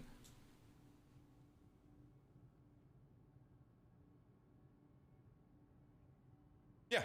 And then the same thing with cannons. They could do with cannons. They could literally make it where we have sniper cannons, but they do hardly any damage, where you would need to do like 3 or 4 rounds to kill. Like, so for example, let's take the Ion, right? Let's make it where the Ion can actually hit shit, but it's designed to hit at range. So anything close range doesn't hit, but it's got big damage, right? So it has to travel to achieve that damage, all that jazz. And then you can make it where other cannons are just stubby cannons that do a lot of damage, but obviously they've got no range. So if somebody gets out of your range limit, you're just sort of like, alright, bye, you know, flapping around. And this would be a really good way of doing it. CIG would be able to balance this very easy. Closer range weapons, double damage, less range, you know, got to close the gap. This would also be really good where you make it for like turrets, where you would always put the longer range turrets into it and stuff like that, you know?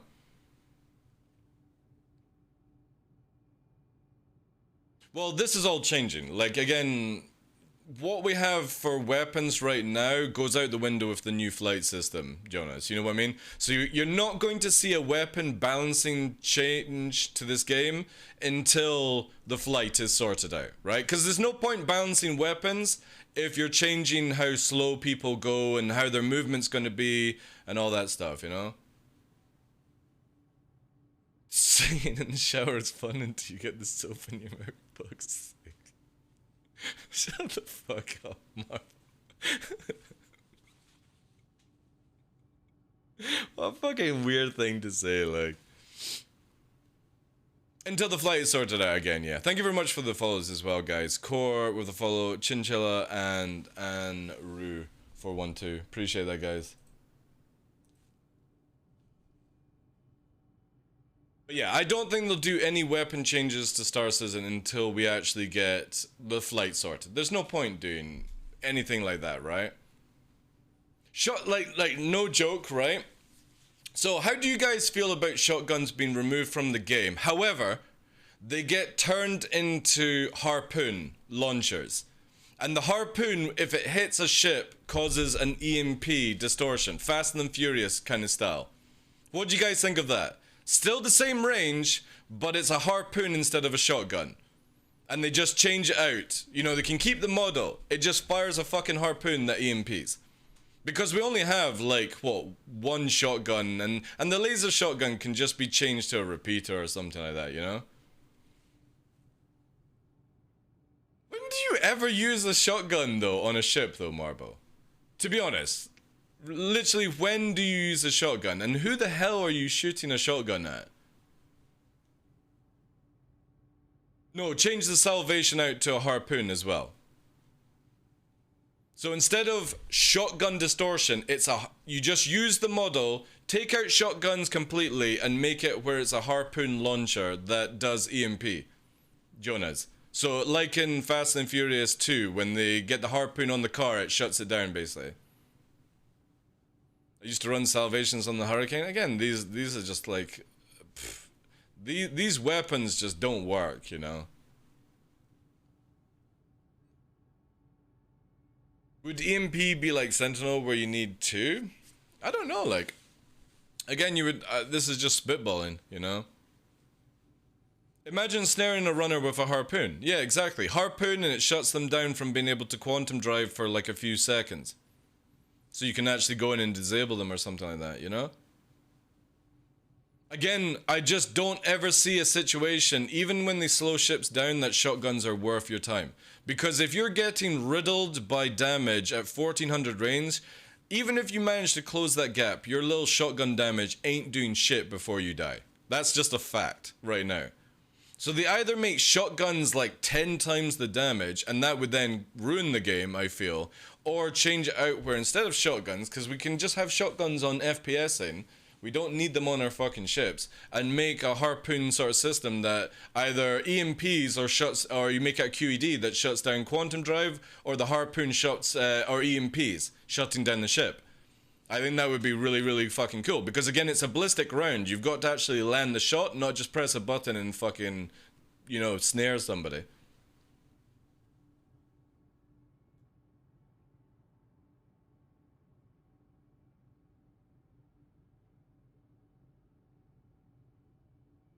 Yeah, because it could make it where you just basically fire different harpoon rounds. So say, for example, in the future, if the Aletas have, like, ammunition, they make it where it's like a missile launcher, right? You have to select what harpoons you load. Like, say, for example, you're only, like, 4 or 5 harpoons that you have to put in, and you're either like, right, I'll take 2 EMP and 3 QED harpoons. This would be sick gameplay, and get rid of shotguns, you know? Yeah, again, shotguns, if you do it wrong, you get really fucking crazy results, you know. I just personally feel that they should take the actual model of the weapon system and make it into a harpoon system. All they have to do, they can easily make it, like with the laser, like the Dominator, basically, or Domination, or whatever it's fucking called. They could just add that as a different weapon altogether, you know. Yeah, exactly. It would be so much better for like boarding and stuff. Could you imagine like on the Legionnaire, right? You're firing harpoons to shut down their shields to make it easier to board, and you're firing a harpoon that for a period of time stops them from being able to warp away. Again, all it is adding a ballistic round. And the beautiful thing about it is we already have the round in game. If you've ever seen, I used to have a photo, I don't know if I still have it somewhere, showing the ballistic round of a railgun flying past my Arrow's cockpit. Again, if you've got entities like that already in the game, it's not difficult to make it where, like, especially as, you know how we're getting the crossbow soon, right? The crossbow is going to have a projectile that hooks into something. They can literally use the same tech to make the shotguns into support weaponry system. And again, you don't make it overpowered where you constantly do it. It's like you have to reload. You got 5 rounds per shotgun. You could go full shotgun mode, but then CIG can easily make a balancing choice where maybe the power requirement of you only have on one gun, right? You know? Hey, Strongbeard, thank you very much for the 15 months. That puts us up to 272. Thank you so much for that, dude. Thank you, thank you, thank you. Big goose, you bearded bastard. Thank you, dude. Appreciate it. How you doing, Chief? Hey, Twitchy, thank you very much for the follow as well. Again, just spitballing an idea. Because I just, like, for me, I just don't feel like we use shotguns enough to justify, you know, the actual thing on it. It's alright, so we got the Titan coming in. Titan's actually not coming for us at all this time. Not sure what the Titan is doing. Let's put a Fox into it. So we got Tone taking a shot. Actually, for some reason it stopped the Tone, so... Oh, delaying flares. Right. So again, lost all airspeed, coming around. We break here. Hold that shot, hold that shot, hold that shot. Engage now, because this one will have to reload. It's also got the landing gears down, going to create drag because of that. Let's change to our weaponry system. Engage now. Few shots off. It's pushing away. It's going full fucking ballistic away, so we're going to need something faster to catch it. Fox free on that. And secondary Fox free going out. It's turning around for slow speed. We're going to line up our shots on the nose. It's pushing the opposite direction. Now it's pushing in this direction.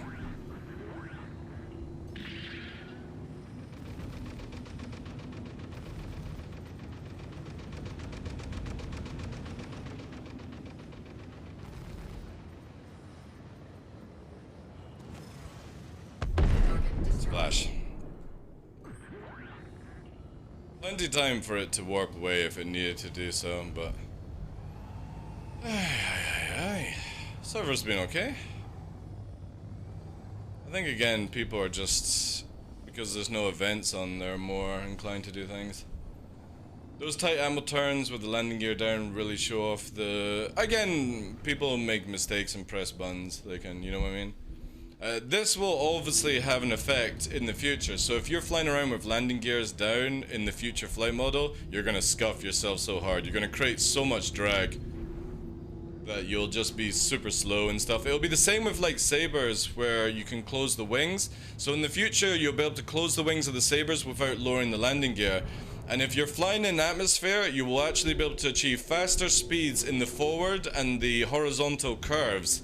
But obviously if you're wanting to go into rate fighting, you'll do the F-14 style and open up the wings and stuff like that, which will be so dope, man. I can't wait to see this. And it'll be the same thing with the Talon. Obviously the Talon is not as drastic as like Saber, Vanguard, Hornet kind of style, but I would imagine you're going to be able to reduce drag by lowering your cross-section as you fly through atmosphere in the future, which will be really, really cool. Not even a warm down. Dude, it's very difficult with a Titan, right? Titan is very, very difficult to go up against an Arrow in the thing, you know. Alright, Cutlass Black coming in. We're gonna rack up 4 on the Lamb, just in case it is actually going for us. It doesn't seem like it's going for us, however, we're going to shoot to kill. Fox free on that. And we're gonna slot right behind here. Guns out, blaring. And we may have popped the shield. We need to get that one engine changed to manual fire. Take off there. It's gonna try and turn around, which, alright, okay. We're gonna get that engine here in a second, because the front shield is going to drop, which is gonna make it easier to hit. We hit the right, the left engine we're going for right now. Left engine, which means that if we actually hit this and land it, if he pulls hard to the left, he's gonna spin around Goose McKendry style. However, that engine is on tight. It does not want to... Also, my Panthers are not regenerating. Oh, I've got the bug. Right. Oh, this is a pain. Right, let me do this. I need to rearm the weapons. No, they're shutting down. Let's change the power. Nah. We may have 30k'd as well. Even though I can regen Afterburner. Oh, weapon system online for the Badgers. Alright, Panther's back online. Bit of a fucking meme with that one. Whatever. This dude still just spinning around like... Wait. Something just fucking fell out. I think somebody just deployed something.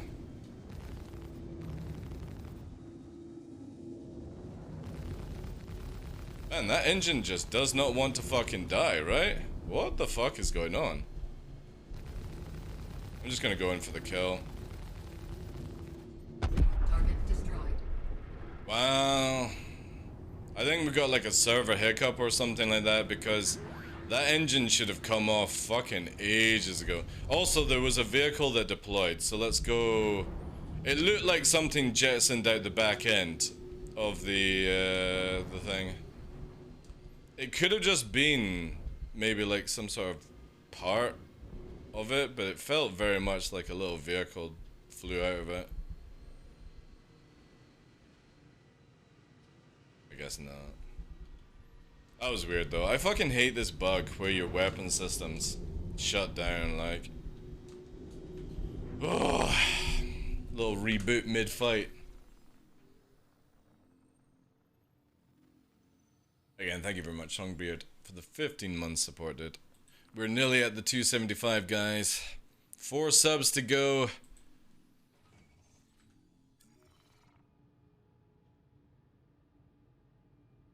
Moonlight, thank you very much for the follow as well. Sorry, I missed that one.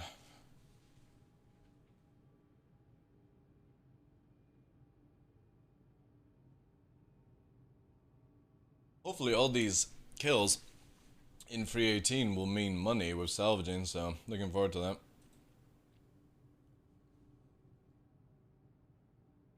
I was in I think it was like 2 days ago or something like that, Twitchy. I was in a fight with a Gladius and a Vanguard, and my game crashed and I went to prison. A really good fight, and my game crashed desktop and I went to prison. Easy kill on somebody's end, you know. I fucking hate that, you know. When server problems or the client problems happen mid-combat, it's the worst fucking thing, like... Or when missile systems, like sometimes when you're in a sort of like a missile fight and then somebody's pelting missiles at you, you're pelting missiles at them, and then you both can't fire your missiles for whatever reason, the server just doesn't do anything, so you've got like, right, we gotta do it this way, you know.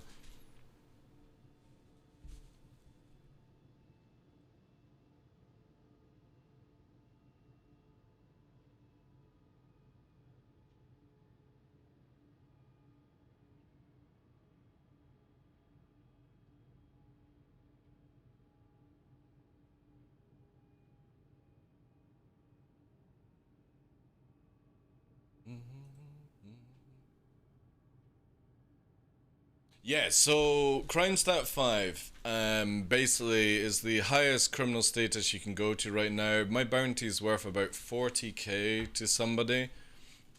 If I kill them, they can't take the mission again. But if they leave the server and come back, they can get the mission again, because it's janky like that. It doesn't actually have persistence, you know. But the annoying thing is, like, as a criminal, like, yeah, you also don't have... much to do. Right, let's scan this down. I look for, if somebody is bounty hunting in a fucking M2 Hercules, I'll be impressed, but let's quickly scan it down. I can't do anything against this. This is well above my damage grade. Yeah, it's just a single life form as well, so they're just picking up things. That's fine with me. Leave them to do it. If I had a wingman, we could go for it. If I had a bit more damage, like if I had a hurricane with me, so like we'd be fine. But that's too much of a chunker to deal with. And I'm fine, because again, like, we're just designed for fighter support.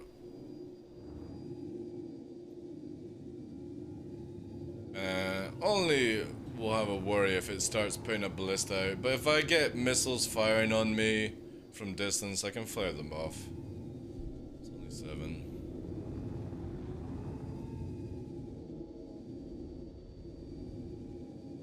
What I love about the arrow, see this fucking high speed yaw turn that it can do, like an F-22. So we're literally drifting left whilst turning right. It's so sick that this ship can do it. No other ship can do this, by the way. Keep this speed up, because I'm not even like, all I'm doing, like, I let go of the forward thrust, then we lose it. So it's just literally yaw control and forward thrust, no upstrafe.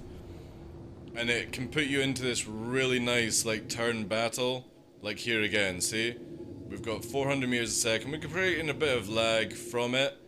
But I'm literally nearly falling leaf. We can actually rotate now by pulling back on the throttle and go into a falling leaf.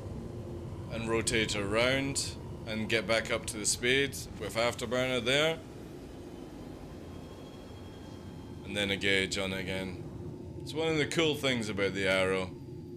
It's very, very F-22 movement with like vertical thrust. Again, we're holding a 240, 300, not even going in that direction. And then obviously we'll lose all our airspeed as we flip over. Not much though, we're still up to 300, which is a good one. Exclamation mark kit, Moonlight, if you want to see the PC that I use. We just recently switched over to like an AMD processor. We didn't go for like the big expensive one because I was like, whatever.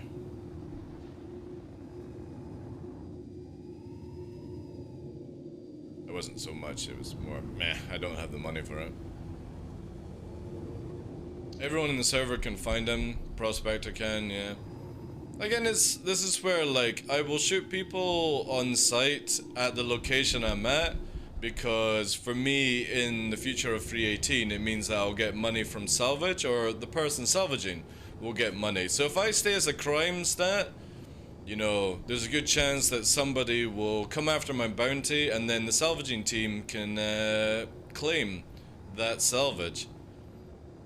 So I've kind of gone out, like I used to, where unless somebody engaged on me, I wouldn't actually attack them. But now I'm in this sort of killing mind state, where if you're in my area, I'm gonna shoot at you. Or if you're like in a ship like this, I'm just gonna circle around and see what you're actually doing and stuff, because when we look at the Hercules, it actually has its back ramp open. I could technically sneak in, steal it, self-destruct it, meme around and stuff like that, but again, if I had more people here and this was 318, we could make some money off the salvage of the Hercules, and that would be a good kill, I feel. You know, a lot of people are like, oh, it's with salvaging coming into the gameplay, there's going to be more combat, more people shooting at me. There was always going to be more people shooting at you. This game is a sandbox MMO with the ability to PvP in it. If you've never played like Rust, EVE Online, you know, online, full online mode of Elite Dangerous, what other ones are we talking about? Age of Conan, or Conan, sorry.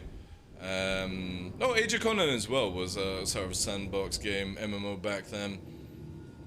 All these games, they're the ones you should reference off. Most people, funny enough, are like, I want this game to be like World of Warcraft, and I'm like, how the hell can you think Star Citizen will ever be like World of Warcraft?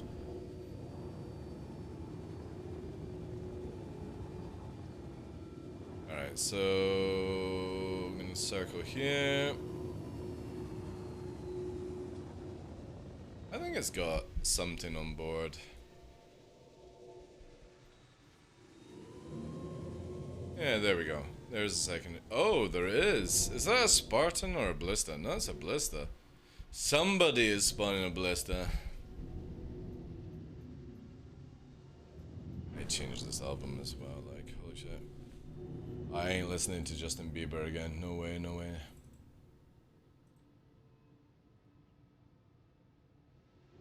Let's see where the Ballista goes. If they load up the Ballista and take it away, that's Cobain's, right? But if they start moving the Ballista out of the area, we'll have to try and dispatch it. Last week we got the Carrot kill, the Ballista and the Tank kill. 3 people versus us in an arrow because it snuck on the Carrot and self-destructed it.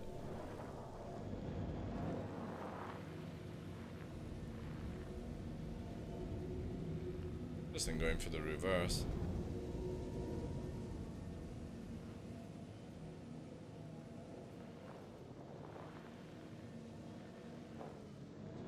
I think they're gonna load up. Cool. Alright, even if the Ballista comes out, we can deal with it by just counter flaring it and stuff.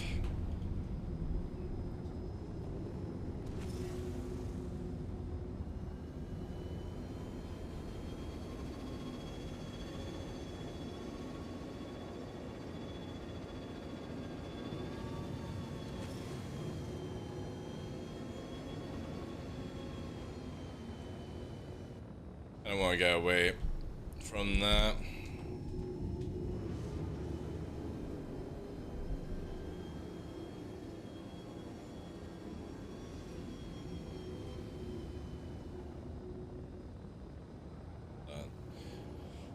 When we actually get the ability to filter out rocks from our, like, UI system, it's gonna be so good, right? Only pick up, like, targets of interest. Ground targets or aerial targets will be so dope, man.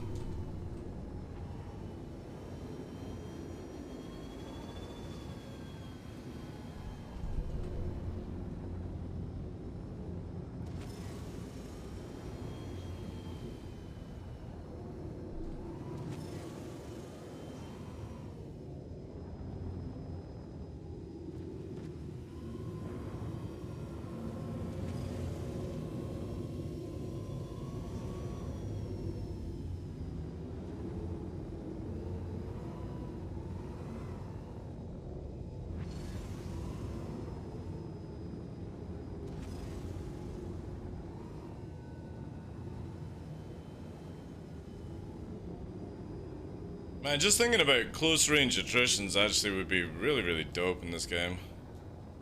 I would like that. Dogfighting would be a lot more close range.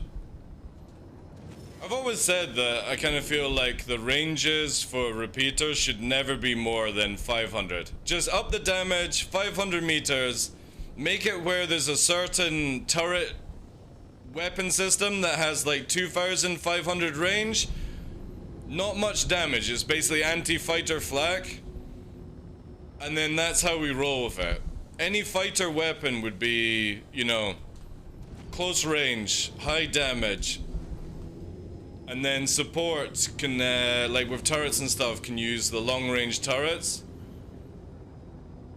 That would force people into bad situations against bigger ships. Like, so for example, the Hammerhead would have that huge advantage, you know, on range, which would be dope. That's the M2.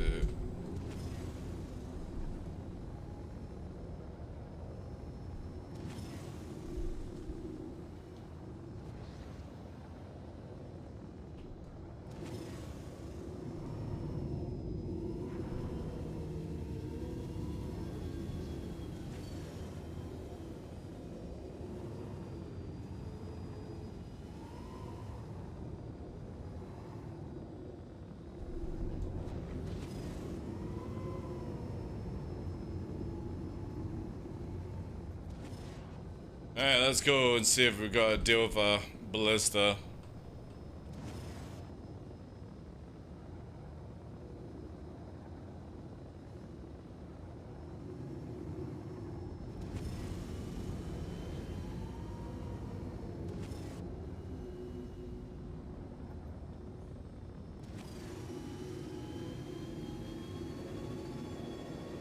I guess not. We had good airspeed for that, so even with wonky torpedoes.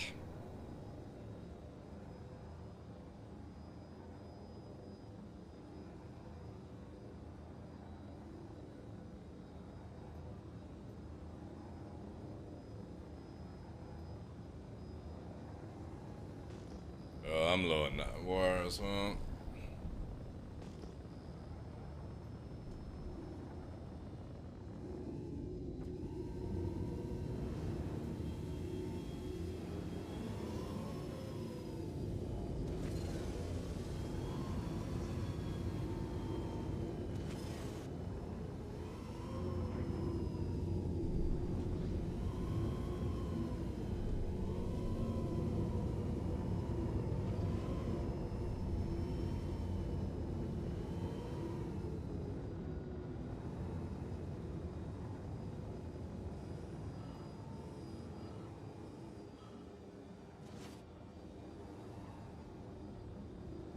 Hey, Novi.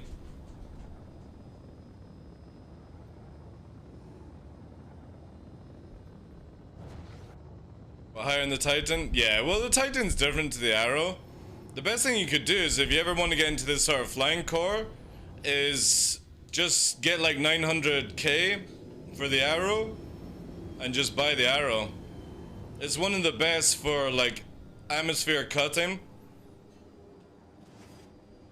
The Titan obviously is a lot slower. It's harder to achieve like frontal speeds, which is the main factor of it.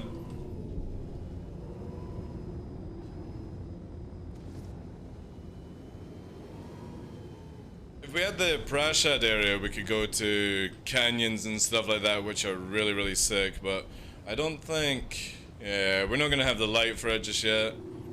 I got more chance of dehydration than the sun being there.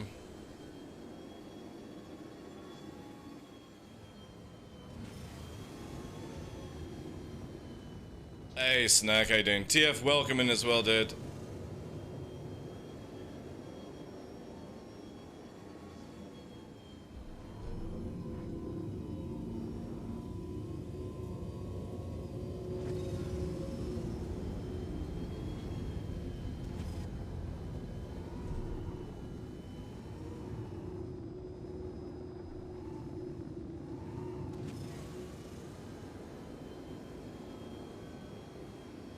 We could probably change server and get food, water, and stuff like that.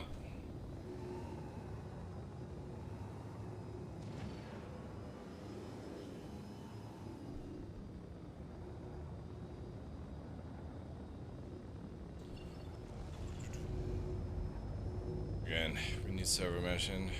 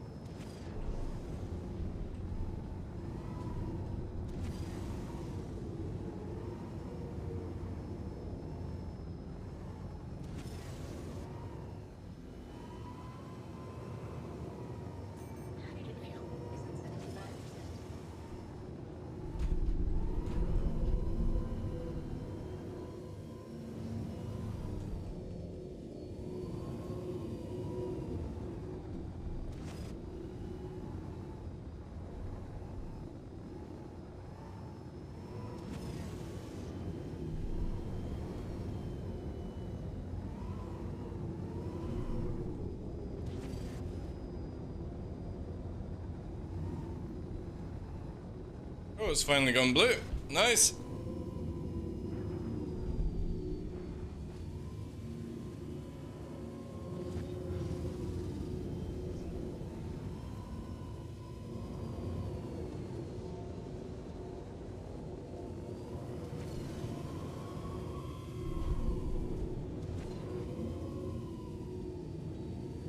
Maybe not.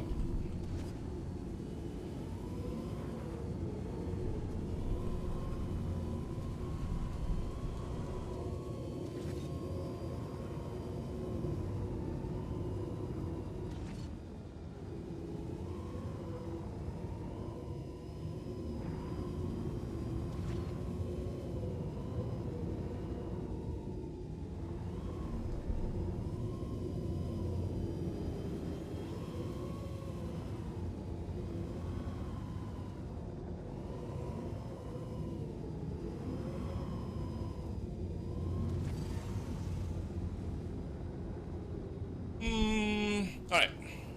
Yeah, I think time to find a different server would be a good choice. Plus, we can get to Prashat that way.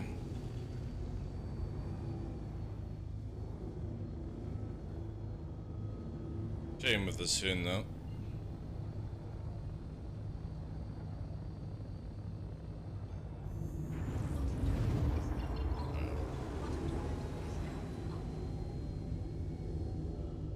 Actually, just do this.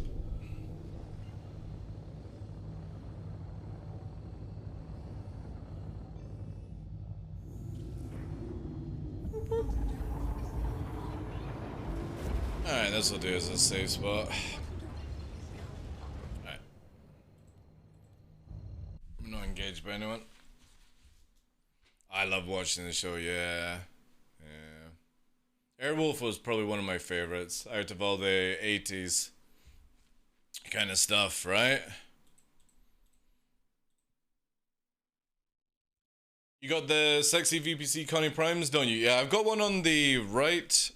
However, my left one was, I think, a review copy snack. So it's short-circuiting a bit. So Verpo are sending me out another one, which should be here weekend, I would imagine. And then, yeah. What was actually the time? Nah, we're good. What's the Luna of the game chat? Let me quickly just go and check on Luna. See how she's doing. Back in a tick.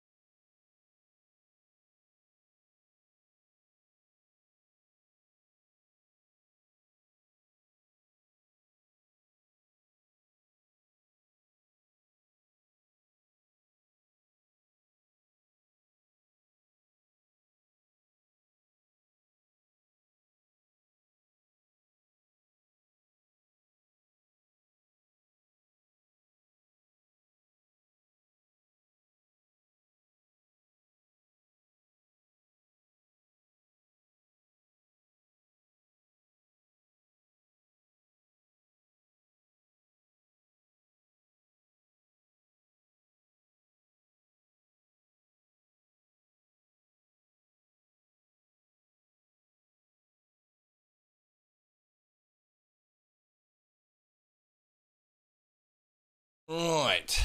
Well, that's a little bit annoying. Luna still hasn't eaten anything. Ooh. Also, I can't get into any server. I keep getting oh no, we've finally gotten one, I think. Keep getting a 16:15 error or something like that. But yeah, Luna is not eating. It's not looking good. I think what I'm probably gonna do on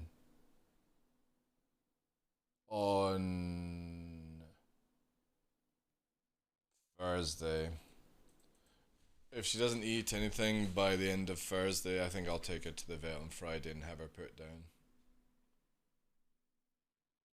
The way you faded back in like a fighter game character unlock.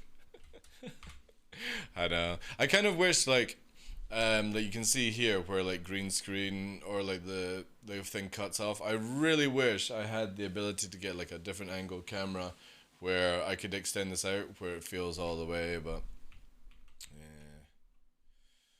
yeah. Yeah, I'll probably yeah. I definitely need to pick up my hours in October. I need to be doing at least 4 hours a day, but yeah, I'm gonna see.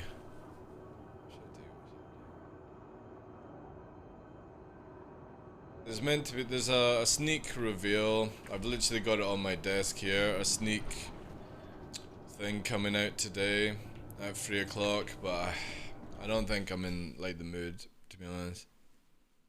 Like I was kind of hoping she would eat there.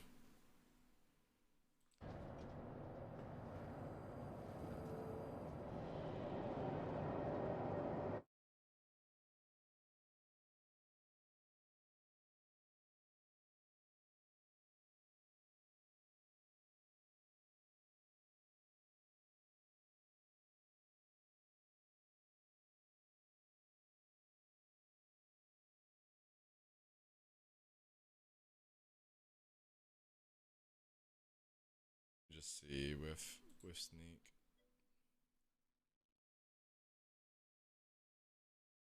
Oh, they've already released it, I think. Have they? Yeah, they have. All right, cool. I can show you guys then. Cool, go, go, go, go. We'll go to the screen then. Cool. Right. So basically, product coming out on Friday. Red. So this is the one of their products that they've got. The other ones obviously are some stuff for the Elite store. But this one I've been looking forward to because this sort of matches the this. I've not had a look at this at all. That matches the color scheme of the channel, and we do like our metal shakers because it does keep the sneak together a lot better. But that, whoo-wee, that is dope, man. So that is their new red metal shaker, not limited, I don't think. Okay, it's gonna need washed out. But holy shit, man, that is pretty fucking cool looking. Like, I like that. I think my camera will make it look a little bit more pinky red than it is, but it's more, it is like red, solid, you know.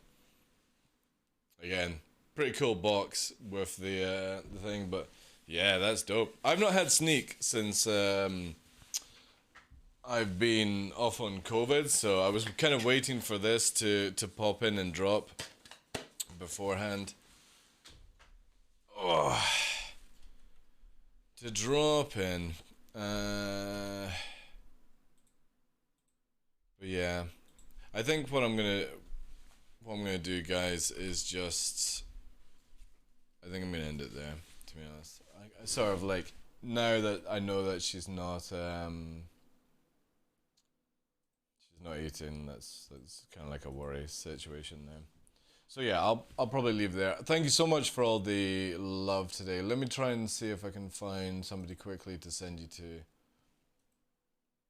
And again, we'll get through it this week, and hopefully, you know. What happened to the beard? The beard is still here, dude. It's just, unfortunately, I had a shaving accident on the mustache earlier on, or yesterday, basically. I was so tired from all this stuff with Luna. If you don't know what's happening with Luna, !Luna. And as I was shaving, like, the lip line, I slipped and went right across the mustache. So I've had my choices were either to go for the toothbrush Charlie Chaplin Hitler look until it grows back, or decide to shave it off. And I went for the whole shaving off because I felt that would be probably more safer for the channel than, you know what I mean, trying to explain to people what's going on and stuff like that. But yeah. Anyway, yeah, I'm gonna cut it early there, guys, because Luna's not eating her food, which obviously is a big thing. If, like I said, if she doesn't eat by tomorrow, I think I'll put her down on Friday. Because again, antibiotics, with no food in the stomach, she's gonna end up fucking herself royally, and yeah, that's not good. Let me see who I can send you on to.